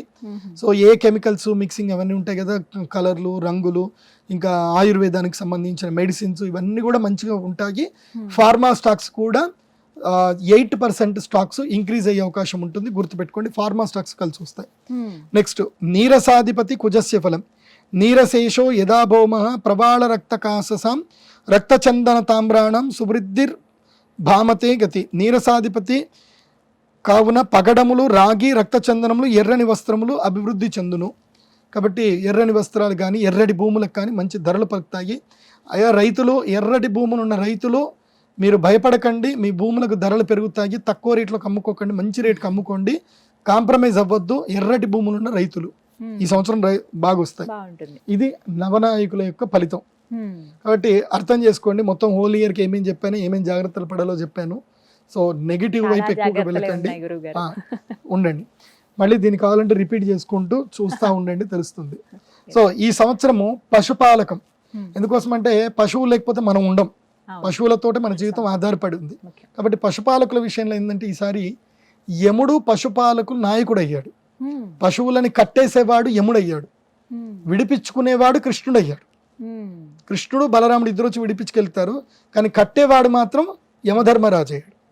అంటే ఏమవుతుంది అంటే ఈ సంవత్సరము కోళ్ళు, గొర్రెలు, ఏవైతే మనం మాంసాలు తింటామో ఈ తినే మాంసాలకు సంబంధించి చతుష్పాదములు, పక్షులు అంటే 4 కాళ్ళు, తర్వాత పక్షులు, ఇవి ఏవైతే ఉన్నాయో వీటన్నిటికీ ఎక్కువగా మృత్యు ఎక్కువ ఉంటుంది. అంటే చాలా చచ్చిపోతాయి ఈ సంవత్సరం. దానివల్ల ఈ వ్యాపారం చేసే వాళ్ళకి మాత్రం లాభాలు కలుగుతాయి. మేకలు అమ్ముకునే వాళ్లకు, మేకల పెంపకం చేసే వాళ్ళకి, కోళ్ల పెంపకం చేసే వాళ్ళకి మాత్రం లాభాలు వస్తాయి. అంటే జనాలు ఎక్కువగా మాంసం తినడానికి ఇష్టపడతారు. జనాలలో యమధర్మరాజు విలీనమైపోయి నాన్ వెజ్ తింటారు. ఎవరైతే వెజిటేరియన్ ఉన్నటువంటి వాళ్ళు కూడా బలవంతంగా నాన్ వెజ్ కిందకి డైవర్ట్ అయిపోతారు. సో ఇవి జరుగుతాయి. జిక్వా చాపల్యం ఎక్కువైపోతుంది ఈ సంవత్సరం ప్రజలకు. అది తినాలనే కోరిక ఎక్కువ అవుతుంది కాబట్టి ఎక్కువగా చనిపోతాయి. అదేవిధంగా ఆవులు, తర్వాత గేదెలు, ఎద్దులు ఇవి కూడా పశువధశాలకు ఎక్కువగా పోయే అవకాశాలు ఉంటాయి. కాబట్టి మా బజరంగ్ దళ్, మా బంధువులు, తర్వాత విశ్వ హిందూ పరిషత్ బంధువులు, సనాతన ధర్మ బంధువులు, గోవుల్ని కాపాడుకునే వాళ్ళు బజరంగ్ బలి రెడీగా ఉండండి, కాపాడండి. ఆ చట్టాలన్నీ నేర్చుకోండి, ఎక్కడ పడితే అక్కడ కాపాడండి. గోవు కనబడిందా తీసుకెళ్లి కారు అడ్డం పెట్టి ఆపేయండి, ఇది ఏమన్నా కానీ. నేనైతే ఇప్పటికి ఒక 3 వ్యాన్లను ఆపేసా. లోకల్ పోలీసులకు ఫోన్ చేసి గొడవ పెట్టుకొని అన్ని చేసి, నాకు పెద్ద పెద్ద ఎట్లా పరిచయం కదా, ఫోన్ చేసి నా ఇక్కడ ఆగింది, నేను ఇక్కడ ఆగిన, అయితే నేనన్నా బోని కానీ లేకపోతే వెహికల్ మాత్రం బోని అని చెప్పి ఆపేసా. నేషనల్ హైవే 44 మీద అట్లా ఆపి నేను దాదాపుగా నా వంత అయితే 200 ఆవులను అయితే నేను కాపాడగలిగాను. సో ఎవరైనా వెళుతున్నారు అంటే గోవులు కనిపించాయంటే ఆపేసేయండి, ఏం పర్లేదు, గొడవ పెట్టుకోండి. దగ్గరనే నియరెస్ట్ పోలీస్ స్టేషన్ ఫోన్ చేయండి. ఈ మధ్య గూగుల్ ఉంది కదా, okay Google tell me nearest police station phone number అంటే అదే చెప్తుంది.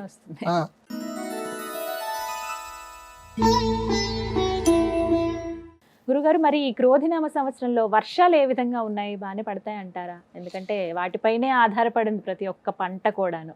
ఈ సంవత్సరములో వర్షాలు తక్కువగా ఉన్నాయి, తక్కువ వర్షం, ఎక్కువ వర్షపాతం లేదు. ఉన్న నీటిని కాపాడుకునే ప్రయత్నం చేసుకోండి ప్రభుత్వాలు, ప్రజలు. వర్షపు నీటిని ఒడిసి పట్టడం మర్చిపోవద్దు. ఈ సంవత్సరం వర్షాలు ఎక్కడెక్కడ పడతాయో చెప్తాను వినండి. 10 భాగములు సముద్రం పైన, అంటే వర్షపు నీళ్లు ఒక 20% వచ్చాయనుకుందాం, అంటే 100% ఎప్పుడు వర్షం పడదు. ఎందుకోసం అంటే మిగతా నీళ్ళన్నీ కూడా మనకి మేఘాల రూపంలో, తర్వాత ఇవి మంచు రూపంలో ఉండిపోతాయి. 20% మాత్రమే మనకి మంచినీళ్ళు దొరుకుతాయి భూమిపైన. సో ఆ 20%లో వర్షాలు పడే 20%లో 10% పోయి సముద్రంలోనే వర్షం పడుతుంది. అంటే 20లో సగానికి సగము సముద్రంలోనే వర్షం పడుతుంది. కాబట్టి ఆ నీళ్లు మనకు కాదు, మనకి మంచి ఆక్సిజన్ రావడానికి సముద్రంలో మంచినీళ్ళు పడాలి. అలా పడితేనే చేపలకు వాటికి బాగుంటుంది. కాబట్టి అది మనకు మంచిదే. ఎందుకోసం అంటే నేచర్ని బ్యాలెన్స్ చేయాలంటే సముద్రం బాగుండాలి. కాబట్టి సముద్రంలో 10% నీళ్లు పడిపోతాయి. ఇక మిగతా 7% ఎక్కడ పడతాయి అని అంటే ఇవి పర్వతముల పైన పడతాయి. ఎందుకోసం అంటే పర్వతాల మీద నీళ్లు పడితేనే మనకి నదులు వస్తాయి. నీళ్లు రెగ్యులర్ గా పర్వతాల నుంచే పుడతాయి కదా. కాబట్టి 7% నీళ్లు పర్వతాల మీద పడతాయి. అది కూడా వెస్ట్రన్ ఘాట్స్, అంటే పశ్చిమ భాగంలో ఉండేటువంటి కేరళ, పూణే, గోవా, అటుపైన గుజరాత్, ఈ ప్రాంతంలో మంచి వర్షాలు పడతాయి. మహారాష్ట్ర, కేరళ, గోవా అక్కడ మంచి వర్షాలు పడతాయి. 7% వర్షాలన్నీ కూడా పర్వత ప్రాంతంలోనే పడతాయి. వింధ్య పర్వతాలు, అక్కడక్కడ పడతాయి. సో మన ఆంధ్రప్రదేశ్లో మాత్రం పర్వతాలకి గుండు కొడుతున్నారు. సో దయచేసి పర్వతాలకు గుండు కొట్టకండి. గుండు కొడితే అది కూడా నేల అనుకుని వర్షం పడ్డం మానేస్తుంది. కాబట్టి పర్వతాలకు గుండు కొట్టకుండా ఉంటే మంచిది. సో ఎక్కడెక్కడైతే పర్వతాలు ఉంటే అక్కడ వర్షం పడుతుంది. దానివల్ల గిరిజన వాసులకు మేలు జరుగుతుంది. తర్వాత ఆర్గానిక్ పంటలు పండించే గిరిజన వాసులకు మాత్రం ఈ సంవత్సరం మేలు జరుగుతుంది. సో సిటీ నుంచి కార్ వేసుకొని మన శ్రీకాకుళము, విజయనగరము, తర్వాత భద్రాచలం దగ్గర ఉండే సంతలకి హైదరాబాద్ వాళ్ళు వెళ్తారు. 7% పర్వతాల మీద పడుతుంది. ఇక మన భూమి మీద అంటే ఎవరైతే వేస్ట్ ఎక్కువ చేస్తారో ఆ ప్రాంతంలో అంటే మంచినీళ్ళన్నీ ఏది నాలా లోపలికి వెళ్ళిపోయే ప్రదేశం లోపల మాత్రం దేవుడికి ఇష్టం లేదు. అందుకోసం ఏం చేశారంటే ఒరే నేను ఇచ్చే మంచినీళ్ళు మీరు అంతా పాడు చేసుకుంటున్నారని చెప్పి 2% మాత్రమే, ఓన్లీ 2% మాత్రమే సిటీలలో చదును నేల ప్రాంతం మీద 2% మాత్రం వర్షాలు పడతాయి. అంటే ఈసారి వర్షములు భగవంతుడు నిర్ణయం చేశాడు, ఎక్కడ పడించాలో ఆయన అక్కడే పడిస్తున్నాడు. 17% మనుషులు లేని చోట, 2% మాత్రమే మనుషులు ఉండే చోట ఇది వర్షం పడుతుంది.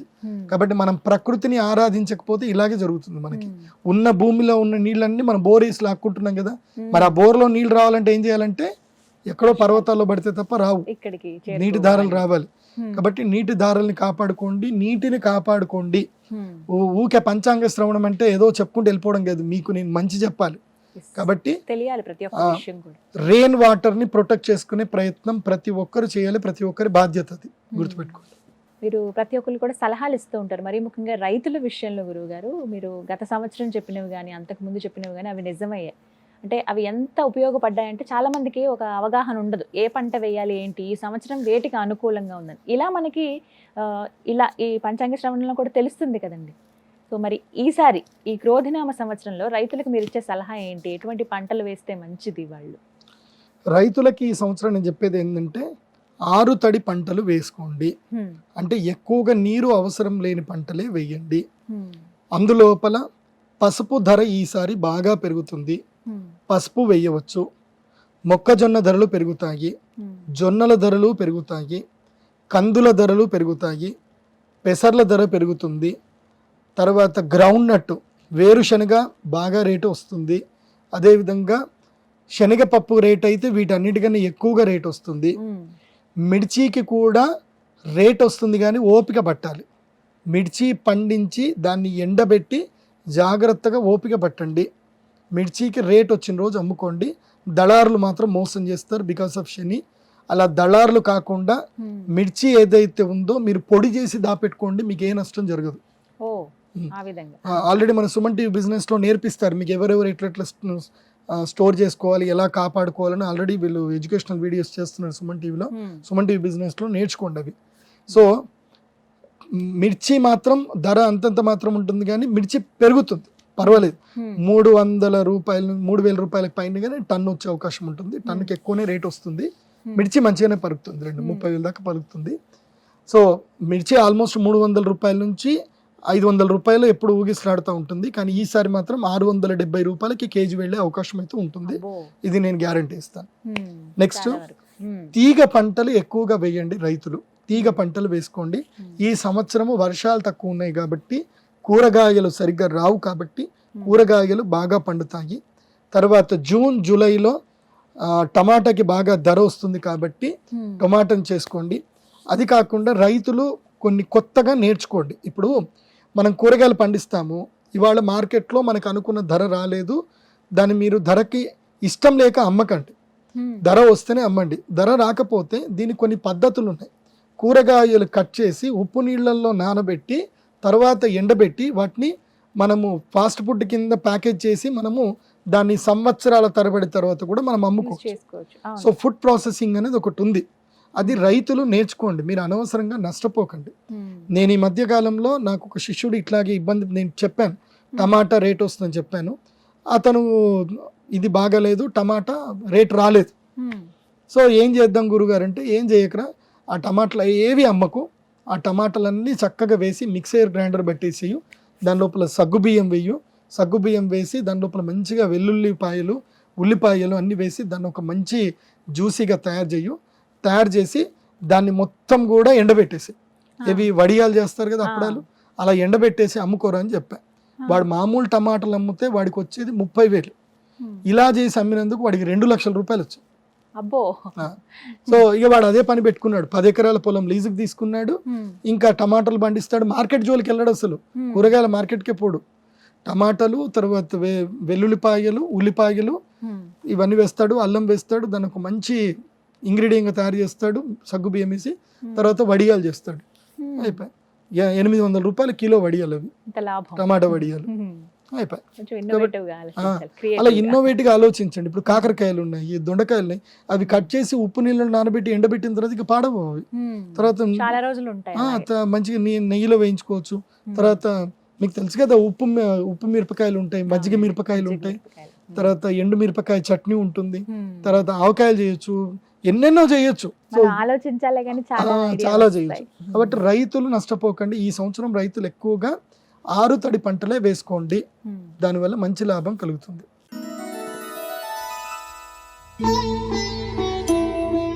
ప్రతి సంవత్సరం గురువుగారు ఏదో అనుకోని విపత్తులు సంభవిస్తూనే ఉంటాయి. అప్పుడు అనుకుంటాం ఈ సంవత్సరం ఇదే రాసి పెట్టుందేమో అన్నట్టుగా. మరి ఈ క్రోధినామ సంవత్సరంలో ఏమన్నా విపత్తులు ఉన్నాయా? క్రోధినామ సంవత్సరం, క్రోధం అంటేనే పెద్ద విపత్తు. సో దేశాల అధిపతులు కొట్లాడుకుంటారు. ఈ సంవత్సరం అమెరికాలో ప్రభుత్వం మారుతుంది. అమెరికాలో ప్రభుత్వం మారిన వెంటనే కొన్ని విధి విధానాలు తీసుకుంటుంది. ఆ విధి విధానాల వల్ల కొన్ని యుద్ధాలు జరిగే అవకాశం అయితే ఉంటుంది. భారతదేశంలో అయితే యుద్ధాలు లేవు, భారతదేశానికి అయితే యుద్ధ భీతి లేదు. కానీ ఈ యుద్ధం అనేటువంటిది బయోవార్ రూపంలో జరిగే అవకాశాలు ఉన్నాయి. మనకి కోవిడ్ వచ్చిందే బయోవార్ లాగానే. సో మళ్ళీ అలాంటి బయోవార్లు వచ్చే అవకాశాలు ఎక్కువగా ఉన్నాయి. ఇది ముఖ్యంగా మళ్ళీ చైనా నుంచి వచ్చే అవకాశాలు ఎక్కువగా ఉన్నాయి. అంటే అలాంటి పరిస్థితులు మళ్ళీ వస్తాయి. కానీ మన భారతదేశంలో మాత్రం కొంచెం అంత డేంజర్ అయితే లేదు. బట్ ఈ సంవత్సరం అగ్ని భయాలు ఎక్కువగా ఉన్నాయి, బాంబుల భయాలు ఎక్కువగా ఉన్నాయి. తర్వాత నీటి మూలకంగా యుద్ధాలు జరుగుతాయి. ఈ సంవత్సరం నీటి మూలక యుద్ధాలు జరుగుతాయి. నీళ్లు లేక జనాలు కొట్లాడుకుంటారు, నీళ్లు లేక జనాలు బాధపడతారు. బ్రహ్మంగారు చెప్పినట్టుగా చింత చెట్టుకి ఇది పాలు కారుతాయి అని బ్రహ్మంగారు చెప్పారు. ఎప్పుడైతే చింత చెట్టుకు పాలు కారుతాయో అప్పుడు ప్రకృతి వైపరీత్యం ఏర్పడతాయి. నీళ్ల కోసం జనాలు కొట్లాడుకుంటారు, అది జరుగుతుంది. అదేవిధంగా స్వలింగ సంపర్కులు పెరుగుతారు, అది కూడా పెరుగుతుంది. జనాలు కామరతులు అవుతారు, అది కూడా పెరుగుతుంది. మనుషులకి జంతువులు పుడతాయి, జంతువులకు మనుషులు పుడతారు. ఇలాంటి కొన్ని విచిత్రమైనవి ఈ సంవత్సరం జరుగుతాయి. తర్వాత ఇంకొకటి ఇదేంది, విపత్తులు కాబట్టి అగ్ని ప్రమాదాలు ఎక్కువగా పెరుగుతాయి. తిరుపతి దేవస్థానం పైన విజిలెన్స్ అధికారులు దాడి చేస్తారు. అక్కడ ఎన్ని బొద్దింకలు బయట పెడతాయో మీరే చూడండి. సో ఇవన్నీ కూడా అవుతాయి, ఇన్ని విచిత్రాలు జరుగుతాయి. సో ఒక 2 రోజులు తిరుపతి దేవస్థానంలో లడ్డూలు అమ్మరు, ఇవి ఈ సంవత్సరం జరుగుతాయి. అది కాకుండా కొన్ని ఈ సంవత్సరము మీరు ఆగస్ట్ అనుకోండి, ఆగస్టు లేదా సెప్టెంబర్, ఈ సమయంలో తిరుపతి దేవస్థానానికి సంబంధించిన పెద్ద కుంభకోణం బయటపడుతుంది. ఎవరెవరు ఎన్ని డబ్బులు తిన్నారు, ఏం కథ, ఏం జరిగినాయి అన్నీ బయటపడతాయి. సో ఇది ఒకటి. ఇది కూడా దుర్మార్గులకు విపత్తు. నేను చెప్పాను కదా, శని మంత్రి అయ్యాడు అంటే దుర్మార్గులకు పడుతుంది, బయటపడుతుంది. అయితే అగ్ని ప్రమాదాలు మాత్రం బాగా పెరుగుతాయి. ఈ విషయంలో జాగ్రత్తగా ఉంటే చాలు. ఇవే మనకు కలిగే విపత్తులు, ఇంకా పెద్ద విపత్తులు ఏం లేవు. కాకపోతే కల్తీ బాగా పెరుగుతుందండోయ్, ఆహారంలో కల్తీ బాగా పెరుగుతుంది. కాబట్టి ముఖ్యంగా పసుపులో కల్తీ పెరుగుతుంది, మిర్చిలో కల్తీ పెరుగుతుంది, ధనియాల్లో కల్తీ పెరుగుతుంది. కాబట్టి నేను అందరికి చెప్పేది ఏంటంటే, ఇంట్లో ఎట్లా మిక్సర్ గ్రైండర్లు ఉన్నాయి కదా, పసుపు తెచ్చుకోండి, గ్రైండింగ్ వేసుకోండి. మిరపకాయలు తెచ్చుకోండి, గ్రైండింగ్ వేసుకోండి. తర్వాత ధనియాలు తెచ్చుకోండి, గ్రైండ్ చేసుకోండి. డైరెక్ట్గా కొనకండి, బద్ధకం వదిలేయండి. అండ్ ఇన్స్టెంట్గా రావాలని మాత్రం చేయకండి. కల్తీలు ఎక్కువగా జరిగే అవకాశం ఉంది, దాంతో ఆరోగ్యాలు పాడవుతున్నాయి. ఆల్రెడీ సుమన్ టీవీ హెల్త్లో చెప్తారు ఎలాంటి తినాలి, ఏమేం చేసుకోవాలి, ఇంట్లో సొంతగా పల్లి నూనె ఎలా తీసుకోవాలి. ఇవన్నీ ఎందుకోసం అంటే, ఇవన్నీ ఎందుకు చెప్తున్నాను అంటే, మీకు ఎవరో ఒకరు చెప్పాలి కదా ఎలా లైఫ్ స్టైల్ లీడ్ చేయాలని. సో ఆ రెస్పాన్సిబిలిటీ సుమన్ టీవీ తీసుకుంది, కాబట్టి ఆ పని చేయండి. ఇలాంటి విపత్తులు, అవును, ఈ విపత్తులు ఉన్నాయి. ఆరోగ్యాలు మాత్రం పాడు చేసుకోకండి. నీటిని కాపాడుకోండి స్వామి. ఈ సంవత్సరము నీరే పెద్ద విపత్తు. నీటిని కాపాడుకున్నోళ్లే అదృష్టవంతులు, నీటిని కాపాడుకోలేని దురదృష్టవంతులు. రైతులు మీకు 10 ఎకరాలు ఉందంటే 1 ఎకరం నీళ్ళ కోసం సపరేట్గా పెట్టేసుకోండి, లేకపోతే నష్టమే. ఈ జాగ్రత్తలు మాత్రం తీసుకోవాల్సిందే.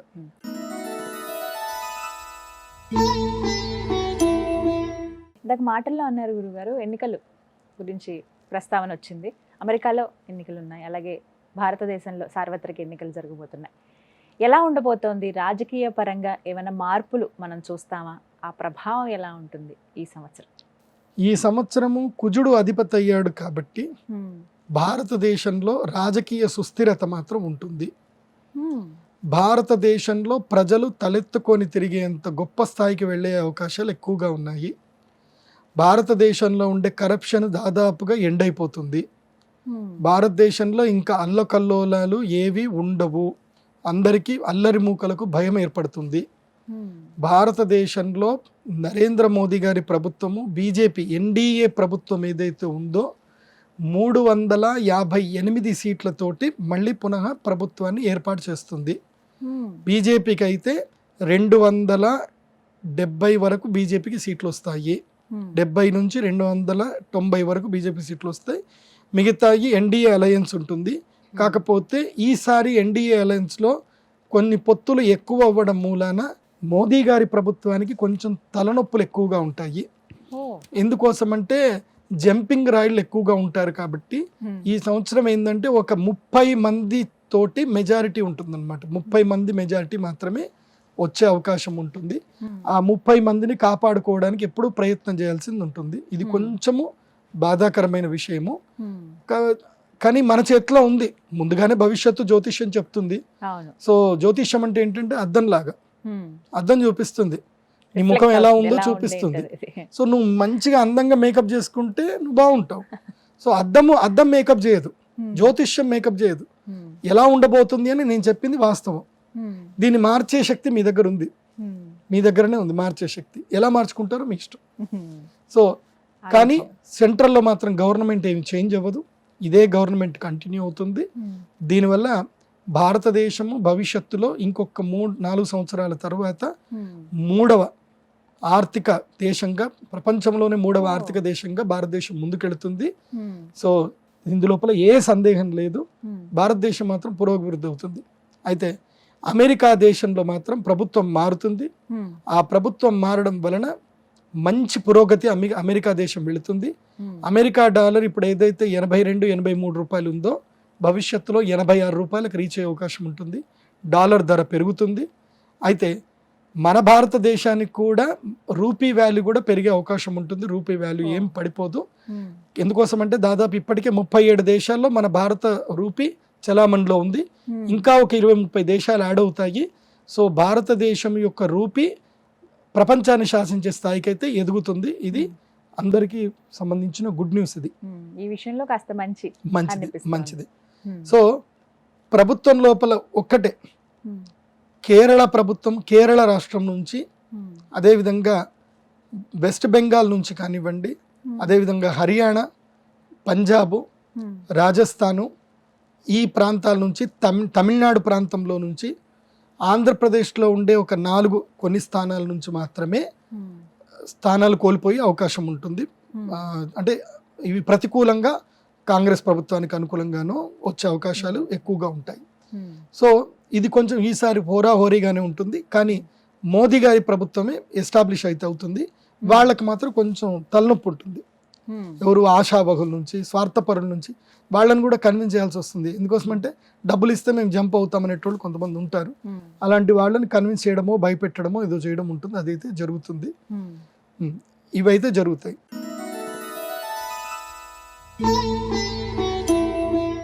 అందరూ ఎదురు చూసేది తెలుగు రాష్ట్రాల్లో ఎన్నికలు రాబోతున్నాయి, ప్రత్యేకించి ఆంధ్రప్రదేశ్లో. ఇక తెలంగాణలో ఎంపీ ఎలక్షన్స్ ఉన్నాయి. ఎలా ఉండబోతోంది, ఎవరు గెలుస్తారు, ఈ అంచనాల మీద అంచనాలు, బెట్టింగ్లు ఇవన్నీ ఎప్పుడు సాగుతూనే ఉంటాయి. అసలు జ్యోతిష్యం ఏం చెప్తోంది ఈ సంవత్సరం, క్రోధినామ సంవత్సరంలో ఏ విధంగా ఉండబోతున్నారు?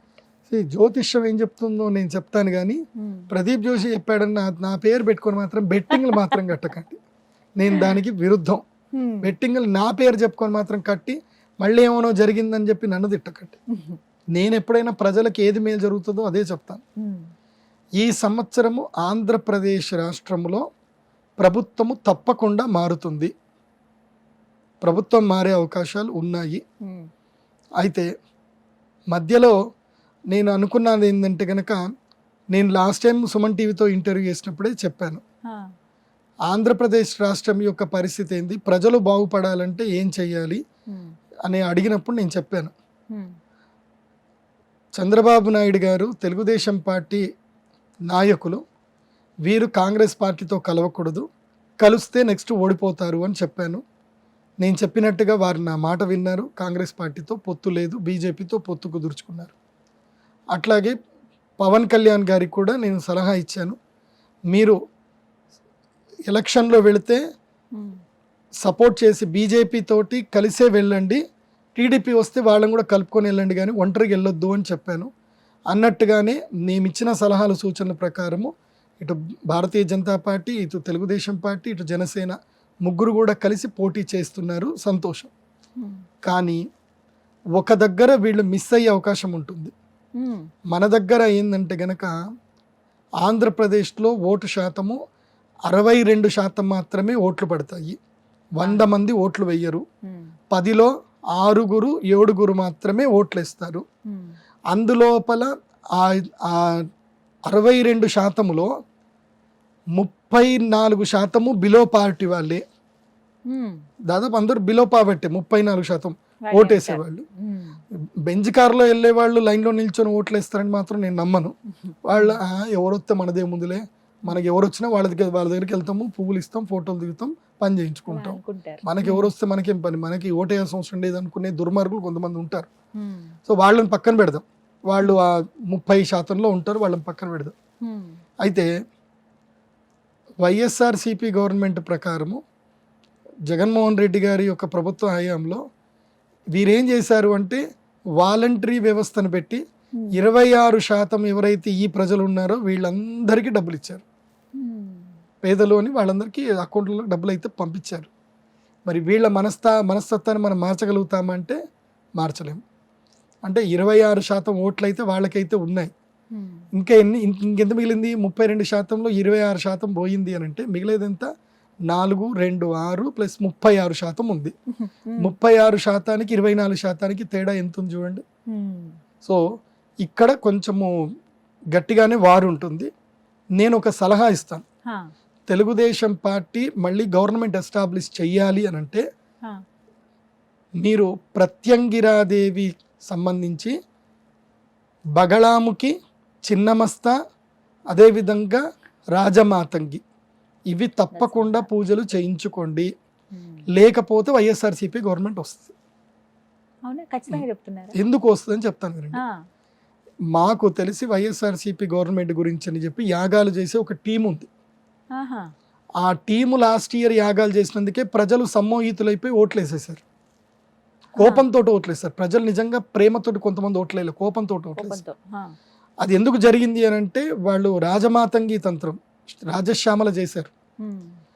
మనం చూస్తే చంద్రబాబు నాయుడు గారు పరమ నాస్తికుడు, ఆయన నేను దేవుణ్ణి నమ్మనంటారు. మరి ఇప్పుడైనా చంద్రబాబు నాయుడు గారికి నేను చెప్పేది ఏంటంటే దేవుణ్ణి నమ్మండి, అమ్మవారిని నమ్మండి, యాగాలు చేయించండి. మీరు ప్రజలకేదో జరుగుతుంది ఓట్లేస్తాము అని చెప్పి మీ అందరికీ జైగొట్టిన ద లాస్ట్ మూమెంట్ తారుమారయ్యే అవకాశం ఉంటుంది. ఎందుకోసం అంటే ప్రకృతి అమ్మవారు ఎవరు ఆరాధిస్తే వాళ్ళని ఆమె అనుగ్రహిస్తుంది. ఎందుకోసం అంటే అమ్మవారి యొక్క మణిద్వీపంలో రాక్షసులకు కూడా స్థానం ఉంది. సో ఎవరు అమ్మవారి ధ్యానం చేస్తే వాళ్ళకి ఇచ్చేస్తుంది అమ్మనే.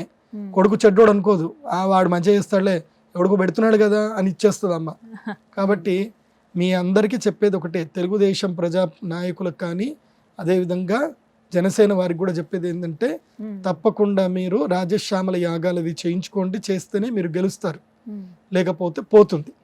కానీ నా వరకు నేను కూర్చొని అనాలిసిస్ చేసిన దాని ప్రకారము నాకు తెలిసి ఈ 175 సీట్లు ఏవైతే ఉన్నాయో ఇందులోపల ఇప్పుడున్నటువంటి పొత్తుకు సంబంధించిన ప్రభుత్వానికి 67% సీట్లు వస్తాయి.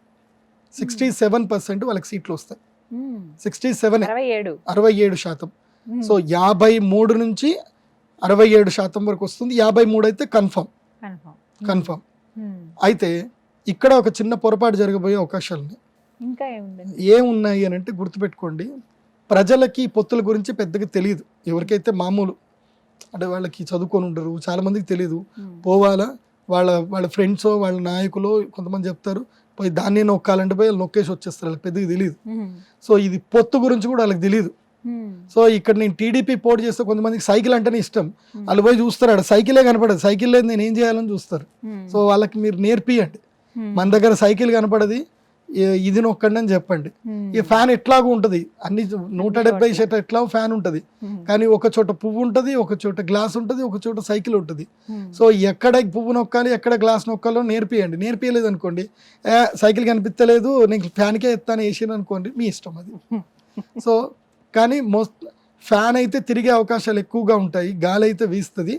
కాకపోతే ఫ్యాన్కి 48% అయితే అవకాశాలు అయితే ఉన్నాయి. సో 67 అంటే 33% ఉన్నాయి, 33% ఓట్లు అయితే ఉన్నాయి. కానీ ఊగిసలాడేదే 12%.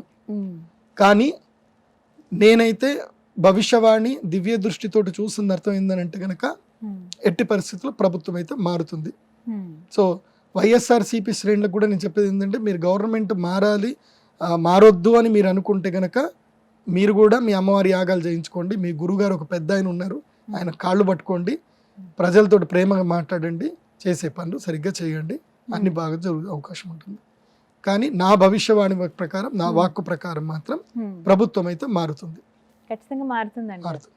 చూడాలి గురువు గారు ఎలా ఉంటుందో, అందరూ ఎంతగానో ఎదురు చూస్తున్నారు. అంటే అర్థం కాని పరిస్థితి ఉంది. అదే నేను చెప్తున్నా కదా, ఈ 3 లుసుకులు ఉన్నాయి, ఇవి జనాలకు సరిగ్గా పాటించకపోతే వాళ్ళకి చెప్పాలి కదా, ఎక్కడ నొక్కాలని చెప్పాలి కదా. అది చెప్పకపోతే వాళ్ళు ఏది నొక్కాలి. మామూలుగా జనాలకి 2 పార్టీలు తెలుసు, ఒకటి వైఎస్ఆర్సీపీ, ఒకటి టీడీపీ, ఈ 2 తెలుసు. ఇప్పుడు ఆంధ్రప్రదేశ్ వాళ్ళకి జనసేన అంటే కూడా చాలా మంది పరిచయం లేదు, గ్లాస్ ఎక్కడ నొక్కాలో కూడా తెలియదు వాళ్ళకి. కాబట్టి పరిచయం చేయించండి, పరిచయం చేయకపోతే మాత్రం పోతుంది. అవగాహన కల్పించాలి. మీరు ఎందుకోసం అంటే వైఎస్ఆర్సీపీ వాళ్ళు శ్రేణులు ఏంటంటే వాలంటరీ సిస్టమ్ ద్వారా వాళ్ళు గ్రౌండ్ లెవెల్కి వెళ్ళిపోయారు. ప్రతి ఊర్లో ఎన్ని ఓట్లు ఉన్నాయి, పేరు, ఫోన్ నెంబర్తో సహా మొత్తం తెలుసు, ఇంక్లూడింగ్ వాళ్ళ ఫ్యామిలీ బ్యాక్గ్రౌండ్ కూడా తెలుసు. వాళ్ళని ఏ విధంగా వాళ్ళకి మభ్య పెడితే, వాళ్ళకి ఏ విధంగా నచ్చజెప్పి, వాళ్ళకి ఏమేమి తాయిలాలు ఇస్తే చెప్తామని చెప్తారో, వాళ్ళు ఓట్లు ఇస్తారో అన్నీ తెలుసు వాళ్ళకి, ఇంక్లూడింగ్ ఫ్యామిలీ బ్యాక్గ్రౌండ్తో సహా తెలుసు. అంత గ్రౌండ్ వర్క్ చేశారు వైఎస్ఆర్సీపీ. బికాస్ నాకు దానికి సంబంధించిన మంత్రులు, నాకు శిష్యులు ఉన్నారు. వాళ్ళ గ్రౌండ్ వర్క్ ఎంత అద్భుతంగా ఉంది అని అంటే, ఏ ఒక్కరి పేరు చెప్పినా సెంటర్ ఎక్కడే అడిగినా పలానా ఓట్ నెంబర్ అని వాళ్ళు కొడితే వాళ్ళ ఫ్యామిలీ హిస్టరీ మొత్తం కూడా చెప్తారు. వాడిని ఏ విధంగా చెప్తే వాడు ఓటేస్తాడో వాళ్ళకి తెలుసు. అంత అద్భుతంగా వాళ్ళు గ్రౌండ్ వర్క్ చేసి పెట్టుకున్నారు. మరి అంత గ్రౌండ్ వర్క్ టీడీపీ వేసిందా, అంత గ్రౌండ్ వర్క్ జనసేన చేసిందా? చేసుకోవాలి. వీళ్ళైతే హార్డ్ వర్క్ అయితే చేసి పెట్టుకున్నారు.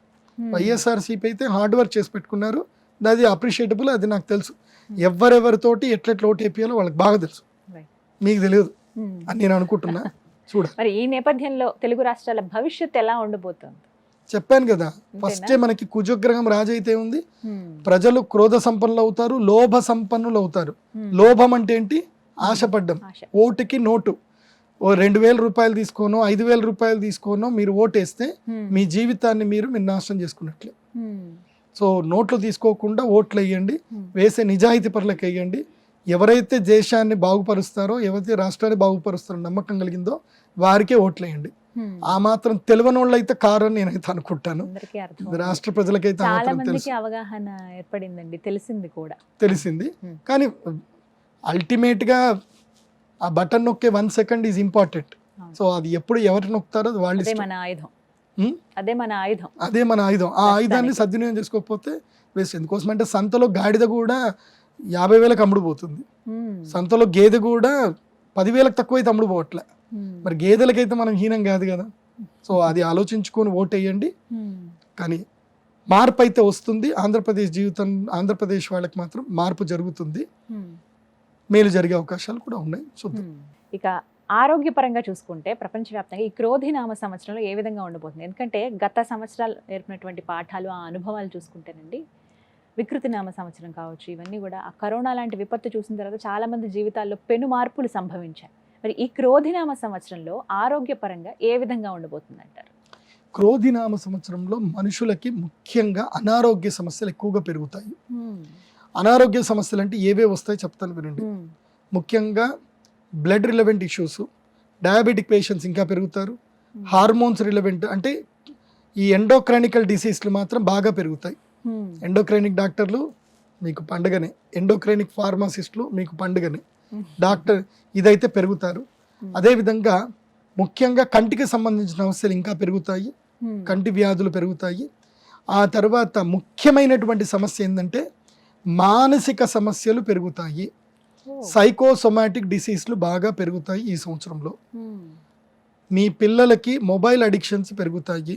మొబైల్లో వీడియో గేమ్లు ఆడుతూనే ఉంటారు, చదువుకోరు, రీల్స్ చూస్తూనే ఉంటారు. దీనివల్ల మానసికమైనటువంటి ఇబ్బందులకు వెళ్ళిపోయి జీవితం మీద ప్రేమ తగ్గిపోతుంది. సూసైడ్లు ఎక్కువ అవుతాయి ఈ సంవత్సరం. ఆత్మహత్యలు ఎక్కువ చేసుకుంటారు, గొడవలు ఎక్కువగా చేసుకుంటారు, మానసిక రుగ్మతలు బాగా పెరుగుతాయి. ఆల్కహాల్ కన్జంప్షన్ చాలా పెరుగుతుంది. నీళ్ల కన్నా ఎక్కువ మందు తాగేవాళ్ళు పెరుగుతారు. సో మందు తాగడం అనేది ఒక పెద్ద తప్పే కాదు, తాగాలి అని అన్నట్టుగా అదొక హుందాతనంగా ఫాలో అవుతారు. ఇలాంటివన్నీ ఈ సంవత్సరం పెరుగుతాయి. ఆల్రెడీ ఉన్నాయి, ఇంకా పెరుగుతాయి. తగ్గే అవకాశాలు లేవు. కాకపోతే 10లో 6 పేషెంట్లు ఉంటారు, 4 ఆరోగ్యంగా ఉంటారు. ప్రతి 10లో 6 పేషెంట్లు ఉంటారు. అందులోపల ఇద్దరు చిన్నపిల్లలే ఉంటారు, 3 ఆడవాళ్ళు ఉంటారు, 1 మగవాళ్ళు ఉంటారు. ఆడవాళ్ళకి ఎక్కువ ఆరోగ్య సమస్యలు వస్తాయి ఈ సంవత్సరం. ముఖ్యంగా కీళ్ల నొప్పులు, తర్వాత స్పాండిలైటిస్, ఎముకల నొప్పులు, ఈ తర్వాత థైరాయిడ్ సమస్యలు, తర్వాత గైనిక్ సంబంధించిన ఇష్యూస్ తోటి స్త్రీలు ఎక్కువగా బాధపడతారు ఈ సంవత్సరం. ఆరోగ్యపరంగా కాస్త జాగ్రత్తలు వహించాలి అందరూ. జాగ్రత్తలు వహించాలంటే సుమన్ టీవీ హెల్త్ చూడాలి, చూసి ఫాలో అవ్వాలి. మేము ఏం చెప్తామో, సుమన్ టీవీకి ఎంతో మంది గెస్ట్లు వస్తారు, ఎన్నో అద్భుతాలు చెప్తారు, అవి మీరు చూసి ఫాలో అవ్వాలి.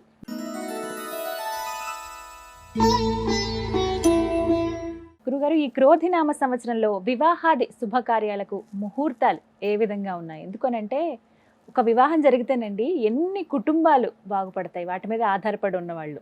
ప్రతి ఒక్కటి ఇంక నేను వివరించక్కర్లేదు. ఇప్పుడు మీరు ఏం చెప్తారా, మీ మాట మీద చాలా మంది జీవితాలు ఆధారపడి ఉన్నాయి. ఏముంది అసలు ఈ సంవత్సరం, ఏమన్నా మార్పు జరుగుతుందా, ఇదే మా జీవితం అని ఆధారపడి ఉన్న వాళ్ళు చాలా మంది ఉన్నారు. పెళ్ళిళ్ళు ఏమన్నా ముహూర్తాలు ఉంటేనే వాళ్ళకి ఆ పూటకి ఆహారం వస్తుందండి, లేకపోతే వాళ్ళు ఇబ్బందులు పడాల్సిందే. అలాంటి వాళ్ళ జీవితాలు ఎలా ఉండబోతున్నాయి, అసలు శుభకార్యాలు ఈ సంవత్సరం ఉన్నాయా, ఉంటే ఎప్పుడెప్పుడు ఉన్నాయి, వాటి గురించి వివరించండి. ముఖ్యంగా ఈ వివాహాది ముహూర్తాలు చేసుకుంటే బాజా భజంత్రులు వాళ్ళు, పురోహితులు, కళ్యాణ మండపం వాళ్ళు, వంట చేసే వాళ్ళు, డెకరేషన్ వాళ్ళు, తర్వాత టెంట్ హౌస్ సామాన్ వాళ్ళు, తర్వాత ఇంకా మేకప్ ఆర్టిస్టులు, తర్వాత మన కెమెరామెన్లు, తర్వాత ఎడిటర్లు, ఫోటోషాప్ చేసేటువంటి వాళ్ళు, తర్వాత పెళ్లి పత్రికలు పంచడానికి ఇది, తర్వాత బంగారు వర్తకులు, ఎంతమంది జీవితాలు. ఒక్క పెళ్లి జరిగితే ఎన్నో కుటుంబాల ఇల్లు బతుకుతాయి. పెళ్లి ముహూర్తాలు లేవు అంటే ఏవి ఉండవు. ఈ సంవత్సరం మాత్రం పెళ్లి ముహూర్తాలు చాలా తక్కువగా ఉన్నాయి. అతి తక్కువగా అంటే ఏం కాదు. ఈ సంవత్సరం మూడం ఉంది. ఇప్పుడు చైత్రమాసంలో చాలా తక్కువగా పెళ్లి చేసుకుంటారు. మన దగ్గర చైత్రమాసంలో పెళ్లిళ్ళు పెట్టరు. పర్లేదు, చైత్రమాసంలో ఎవరైనా చేసుకుంటారు అంటే చేసుకోండి. ఎందుకోసం అంటే ఈసారి పెళ్లి ముహూర్తాలు లేవు కాబట్టి ఏప్రిల్ మొదటి నుంచి, ఇప్పుడు ఏప్రిల్ 9వ తారీఖు స్టార్ట్ అయింది కాబట్టి ఏప్రిల్ 9 నుంచి మే 5వ తారీఖు వరకు పెళ్లి ముహూర్తాలు ఉన్నాయి. మే 5వ తారీఖు నుంచి 30 జూన్ 2024 వరకు, అంటే మే అంటే వైశాఖ మాసం, తర్వాత జ్యేష్ఠ మాసం. ఈ వైశాఖ జ్యేష్ఠ మాసంలో పెళ్లిళ్ళు ఎక్కువ ఉంటాయి కాబట్టి ఈసారి వైశాఖ మాసంలో ముహూర్తాలు లేవు, జ్యేష్ఠ మాసంలో కూడా ముహూర్తాలు లేవు. అంటే ఇది జూన్ అనుకోవద్దు, ఇది ఎక్కడి వరకు అంటే 1 జూలై వరకు అనుకోవాలి. అంటే 30th జూన్ అంటే 1 జూలై అంటే పెద్దగా ఏం కాదు. సో 5th మే నుంచి 1 జూలై వరకు ముహూర్తాలు లేవు. అంటే వైశాఖ మాసం లేవు, జ్యేష్ఠ మాసం లేవు. అసలు పీక్ టైమే ఇది. ఎండాకాలము, వర్షాలు ఉండవు, ఏముండవు, చక్కగా పెళ్లి చేసుకోవచ్చు అని అందరూ అనుకుంటారు. ఈసారి ఎండాకాలం లేవు, సమ్మర్ హాలిడేస్ లో పెళ్లి లేవు, ఓన్లీ టూర్లే ఇంకా. కాబట్టి ఈసారి సమ్మర్ హాలిడేస్, పిల్లలకి హాలిడేస్ ఉంటాయి, ఇప్పుడు పెళ్లి పెట్టుకుందాం అంటే నో మ్యారేజెస్. సో జూలై వరకు లేవు. మళ్ళీ జూలై కాగానే టక్ టక్ టక్ అని స్కూల్ బెల్ కొట్టేస్తారు, అందరు స్కూల్కి వెళ్ళిపోవాల్సిందే. కాబట్టి ఈసారి స్కూల్ పిల్లలు మీ అందరికీ లక్, హాలిడేస్లో పెళ్లి లేవు. ఇంకా ఏదైనా పెళ్లి ఉందంటే ఒక 5 రోజులు స్కూల్కి కాలేజీకి హాలిడే పెట్టి ఇంకా పోవాలా. కాబట్టి ఈ సంవత్సరము చైత్రమాసము ముహూర్తాలు మాత్రం పెట్టుడు ముహూర్తాలు ఉంటాయి, చైత్రమాసం చేసుకోవచ్చు. వైశాఖము, జ్యేష్ఠమాసం, మే, జూన్, జూలై ఫస్ట్ వీక్ వరకు లేవు. సో జూలైలో వచ్చేసరికి ఆషాఢ మాసం వస్తుంది కాబట్టి ఆషాఢ మాసం పెళ్లి ముహూర్తాలు లేవు. అంటే ఇక్కడ 3 నెలలు 90 రోజులు ఎగిరిపోయినట్టే. తర్వాత వస్తే శ్రావణ మాసం. శ్రావణ మాసంలో పెళ్లిళ్ళు ఉన్నాయి 30 రోజుల్లో. ఆ 30 రోజుల్లో వచ్చేటివి కేవలం 12 ముహూర్తాలు మాత్రమే. అంటే 12 రోజులు ముహూర్తాలు ఉన్నాయి. 30 రోజుల్లో వచ్చే 12, 13 ముహూర్తాలు ఉంటాయి, అంతకుమించి ఎక్కువ ఉండవు. కాబట్టి ఆగస్టులో 12 రోజులు. మళ్ళీ సెప్టెంబర్ వచ్చింది అని అంటే భాద్రపద మాసం 30 రోజులు నో ముహూర్తాలు. తర్వాత ఆశ్వయుజ మాసము, కార్తీక మాసం. ఆశ్వయుజ కార్తీక మాసము, మార్గశిర మాసం, మొత్తం 90 రోజులు. ఈ 90 రోజుల్లో 15, 45 ముహూర్తాలు ఉన్నాయి. అంతే, 45 రోజులు ముహూర్తాలు ఉన్నాయి. 90 రోజుల్లో 45 కూడా కాదు, 12 అంటే 36 ముహూర్తాలు వస్తాయి. ఈ 36 రోజులు మాత్రమే పెళ్లి ముహూర్తాలు, గృహప్రవేశాది ముహూర్తాలు ఉన్నాయి. అంటే 12 + 36 మొత్తం ఎంతైనాయి? 36 + 12 అంటే 48 ముహూర్తాలు ఉన్నాయి. ఆ తర్వాత వచ్చేసరికి నెక్స్ట్ పాల్గొన మాసము, నెక్స్ట్ ఏంది పుష్యమాసం వస్తుంది. సంక్రాంతి పండుగలు అక్కడ పెళ్ళిళ్ళు ఉండవు, పుష్యమాసం అయిపోతుంది. తర్వాత పాల్గొన మాసం వస్తుంది, మాఘమాసం వస్తుంది. మాఘమాసంలో ముహూర్తాలు ఉన్నాయి. అందులోపల మళ్ళీ 12 రోజులు, 48 + 12 60 రోజులు. ఇంతవరకే ముహూర్తాలు, 60 ముహూర్తాలు మాత్రమే ఈ సంవత్సరం ఉన్నాయి. తర్వాత పాల్గొన మాసంలో ముహూర్తాలు లేవు. 13 మార్చి 2024 నుంచి 24 మార్చి 2025 వరకు ముహూర్తాలు లేవు. అంటే పాల్గొన మాసంలో 1-3 ముహూర్తాలు వస్తాయి. అంటే మొత్తం మీద ఈ సంవత్సరం మీద 60 రోజులు మాత్రమే వివాహాది శుభకార్యాలకు ముహూర్తాలు ఉన్నాయి. కాబట్టి నేను ఇది కూడా చెప్తున్నా, జాగ్రత్త వినండి. ఈ కళ్యాణ మండపం ఓనర్లు ఉంటారు కదా, వీళ్ళు ఆల్రెడీ ఏం చేస్తారంటే మా దగ్గరకు వస్తారు, గురువుగారు పెళ్లి ముహూర్తాలు ఏ రోజు ఉన్నాయి చెప్పండి అని చెప్పి అవన్నీ నోట్ చేసి పెట్టుకొని డిమాండ్ పెంచేసుకుంటారు. వాళ్ళు ఆ రోజు మీకు మండపం కావాలంటే ఇన్ని కావాలి అని డబుల్ రేట్ అడుగుతారు, ట్రిపుల్ రేట్ అడుగుతారు. కాబట్టి ఆ కళ్యాణ మండపం ఓనర్లు అక్కడికి వెళ్ళక మునిపే మీరే మొదలు పంతులు గారి దగ్గరికి వెళ్ళిపోయి ఫస్ట్ కళ్యాణ మండపం బుక్ చేసి పెట్టుకోండి. తర్వాత కావాలంటే బ్లాక్ లో మీరు అమ్ముకోవచ్చు అనుకోండి. ఎందుకోసం అంటే ఇది జరుగుతాయి. పెళ్లి కొడుకు పెళ్లి కూతురు దొరికిపోయినా ఎవరు లేదు, మండపం మొదలే బుక్ చేసి పెట్టుకోండి. ఎందుకోసం అంటే మండపాలు దొరకవు, డబుల్ రేట్లు అయిపోతాయి. ఓకే, ఇక మిగతా అందరు దొరుకుతారు, మండపాలు దొరకడం కష్టం అయిపోతాయి. ఎందుకోసం అంటే 62 రోజులు మాత్రమే, వాళ్ళు కూడా సంపాదించుకోవాలి కదా. మిగతా మిగతా రోజులన్నీ ఏం చేస్తారు, బర్త్డే ఫంక్షన్లోను, యానివర్సరీ ఫంక్షన్లోను, ఈ ఏవో శారీసో, ఓనీసో, పంచలో ఏవోటి వాళ్ళు నడిపించుకుంటారు. వాళ్ళు డిమాండ్ చేయలేరు, ఇవి మాత్రం డిమాండ్ చేయగలుగుతారు. కాబట్టి హోల్డ్ చేసి పెట్టుకోండి. 62 రోజులు మాత్రం ముహూర్తం ఉంటుంది. అది కూడా మేము క్యాలెండర్ రిలీజ్ చేస్తాము, అది నా వెబ్సైట్ లో ఉంటుంది, pradeepjoshi.com లో చూసుకోండి. ఇది ఈ విధంగా ముహూర్తాలు ఉన్నాయి.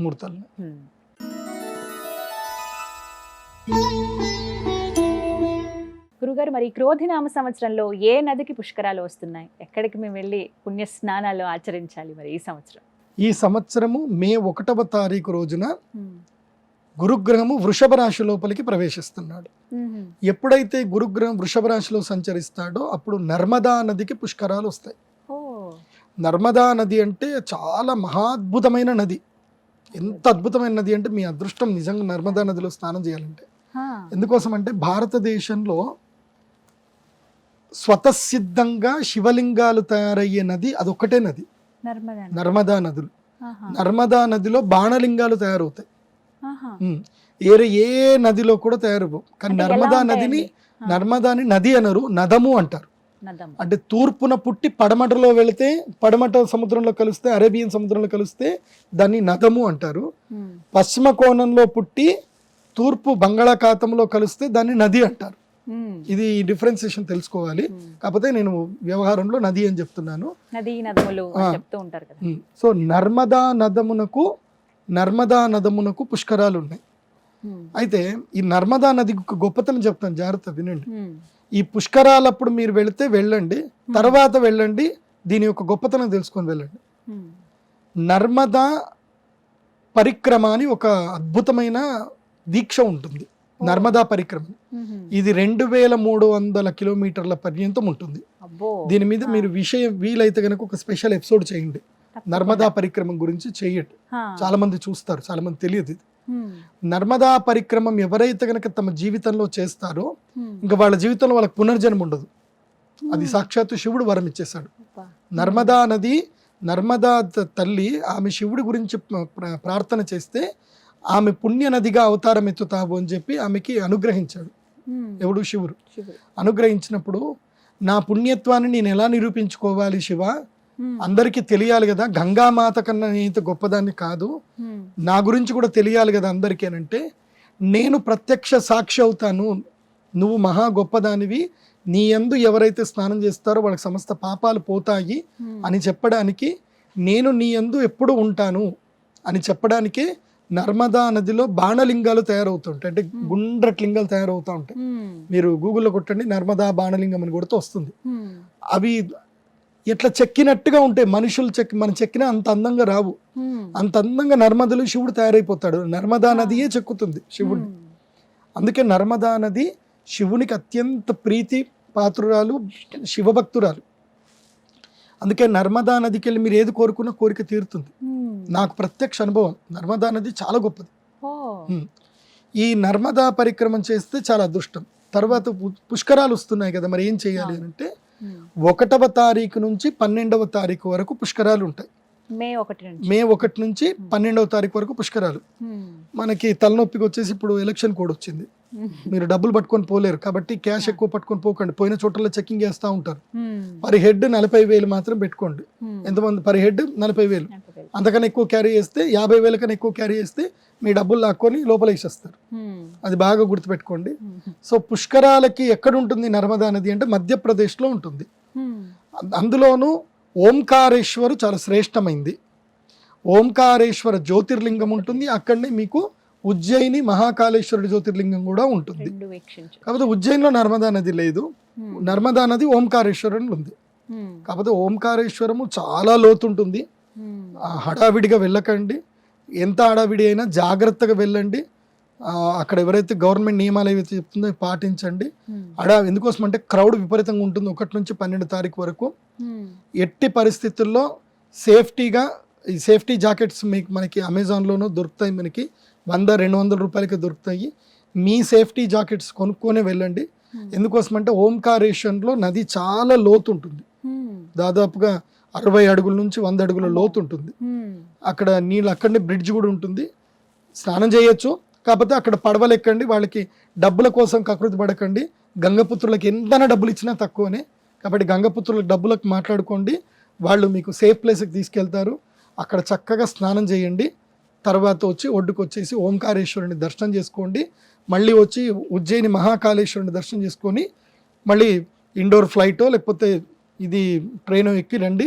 అప్పుడు సుమన్ టీవీ కూడా నాకు తెలిసి వీళ్ళు స్పెషల్గా అక్కడ వెళ్ళి మీకు కవరేజ్ కూడా చేస్తారు. బట్ నేను చెప్పేది ఏంటంటే ఈ సంవత్సరం జలగండం అధికంగా ఉంది కాబట్టి జలగండాలు వస్తాయి. కాబట్టి ఒకసారి ఇట్లాగే జరిగింది గోదావరి పుష్కరాలప్పుడు. చాగంటి కోటేశ్వరరావు గారు చెప్పారని చెప్పి అందరూ ఒకే దగ్గరికి వెళ్ళారు.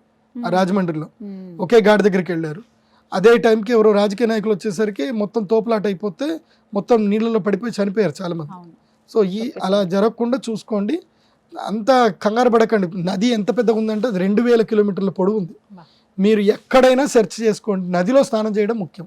అది ఓంకారేశ్వరనే కాదు, ఎక్కడైనా నర్మదా నదిలో మే 1వ తారీఖు నుంచి 12వ తారీఖు మధ్యలో స్నానం చేయండి. గోదావరి పుష్కర స్నానం చేయండి. తర్పణాలు వదలండి. అక్కడ మీ యొక్క పెద్దలు ఎవరైనా ఉంటే వాళ్ళకి పేరు మీద పిండ ప్రదానాలు చేయండి. వెళ్ళేటప్పుడే గోధుమ పిండి లేదంటే రాగి పిండి లేదంటే బియ్యము, అదేవిధంగా ఒక చిన్న స్టవ్, ఈ మధ్య మంచి మంచి దొరుకుతున్నాయి, ఎలక్ట్రిక్ స్టవ్లు దొరుకుతున్నాయి, గ్యాడ్జెట్స్. సో చిన్న ఎలక్ట్రిక్ స్టవ్ తీసుకెళ్ళండి. అక్కడనే అన్నం వండండి. మంచిగా చక్కగా పిండాలు చేసి అక్కడ పెట్టి ఆ నదిలోనే పిండాలు వదిలేయండి. పితృదేవతలకి తర్పణాలు తప్పకుండా వదలాలి. మీరు అక్కడికి వెళ్ళాక దుకాణాలు దొరుకుతాయి అనుకోకండి. ఎందుకోసం అంటే అది బిజినెస్ టైం కాబట్టి ఏది పడితే అది ఇస్తారు. అలా కాకుండా ఇక్కడి నుంచే నువ్వులు, నల్ల నువ్వులు, బియ్యము, అంటే మీరు ఏదైతే పిండం పెట్టాలనుకుంటున్నారో గోధుమలో, జొన్నలో, రాగులో ఏ పిండిలో ఆ పిండి తీసుకెళ్ళండి, లేదా బియ్యం తీసుకెళ్ళండి. అక్కడనే మీ చేతులతో వంట వండి మీ పితృదేవతలకి తర్పణాలు ఇవ్వండి, శ్రాద్ధ కర్మలు చేయండి. అది కాకుండా ఇంకొకటి ఏంటంటే, కొంతమందికి తమ ప్రియమైనటువంటి వారు చనిపోయి ఉంటారు, ఎవరైనా అనాథలు ప్రియమైనటువంటి వారు చనిపోయి ఉంటారు, వాళ్ళకు కూడా మీరు పిండాలు పెట్టవచ్చు. సో అలా కూడా చేయొచ్చు. దాని గురించి నేను మళ్ళీ స్పెషల్ ప్రోగ్రామ్ ఏదైనా చేస్తాను, చూడండి. సో నర్మదా నది 2130 కిలోమీటర్ల పరిక్రమం పెద్దగా ఉంటుంది. మీరు ఎక్కడ స్నానం చేసినా అదే పుణ్యఫలం వస్తుంది. ఒకవేళ ఈ మే 12వ తారీఖు వరకు మీరు వెళ్ళలేదు, సంవత్సరంలో ఎప్పుడైనా వెళ్ళి స్నానం చేయండి, ఎప్పుడైనా వెళ్ళి స్నానం చేయొచ్చు, దానికి అంతే పుణ్యఫలం వస్తుంది. కాకపోతే పుష్కర కాలం అంటారు కాబట్టి 1 నుంచి 12 ఇది పుష్కర కాలము, దాని తర్వాత కూడా చేయొచ్చు. కాకపోతే ఒక చిన్న టిప్ ఇస్తాను మీకు, ఇది మిస్ చేసుకోవద్దు. నర్మదా నదికి వెళ్ళినప్పుడు ఒక మనిషికి 5 లీటర్ల క్యాన్ పెట్టుకోండి. 5 లీటర్ల క్యాన్ ఇక్కడ నుంచి తీసుకెళ్ళండి, లేదంటే అక్కడ కొనుక్కోండి. మనిషికి 5 లీటర్లు మనం మోయగలిగితే, మోస్ట్లీ సొంత వెహికల్లోనే వెళ్ళండి. 5 లీటర్ల క్యాన్ తీసుకెళ్ళి ఎవరైతే ఈ ఓడలు ఉంటాయి కదా, గంగపుత్రులు ఉంటారు కదా, చిన్న చిన్న పడవలు ఉంటాయి, వాళ్ళకి డబ్బులు ఇచ్చి ఆ నర్మదా నదికి మధ్యలో తీసుకెళ్ళమని చెప్పండి. తీసుకెళ్ళి అక్కడ నీళ్లు పట్టుకోండి. నర్మదా నది నీళ్లు కంటిన్యూగా రోజుకి 100 ml చొప్పున 48 రోజులు ఆ నీళ్లు తాగారనుకోండి, మీ శరీరంలో ఎంత పెద్ద రుగ్మతలున్నా, ఎన్ని హార్మోన్స్ రిలవెంట్ ప్రాబ్లమ్స్ ఉన్నా, దీర్ఘకాలిక రోగాలు ఏమున్నా పోతాయి. ఇది నాకు అద్భుతంగా జరిగింది. అంటే ఎలా అంటారు, అందులో ఉండేటువంటి ఆ జలం యొక్క గొప్పతనం అది. అందులో మంచి లక్షణాలు ఉంటాయి, మంచి ఆల్కలైన్ వాటర్, అది TDS లెవెల్స్ చాలా బాగుంటాయి. కాబట్టి నర్మదా నది నీళ్లు తెచ్చుకొని రోజుకు 100 ml తాగండి, 100 ml తాగండి. దాంట్లో తులసి దళం వేసుకొని రోజుకు ఒక 100 ml తాగండి. నర్మదా నది జలముకి ఇప్పుడు శ్రీచక్ర స్ఫటికలింగం ఉంటుంది.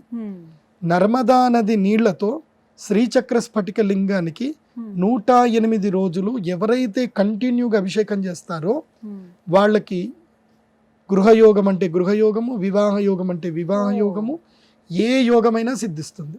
ఎందుకోసము? నర్మదకి శివుడు వరం ఇచ్చాడు కాబట్టి నర్మద నుంచి నీళ్లు తెచ్చుకోండి, మీ ఇంట్లో శ్రీచక్ర స్ఫటికలింగం పెట్టుకోండి, రోజుకి 100 ml సరిపోతుంది.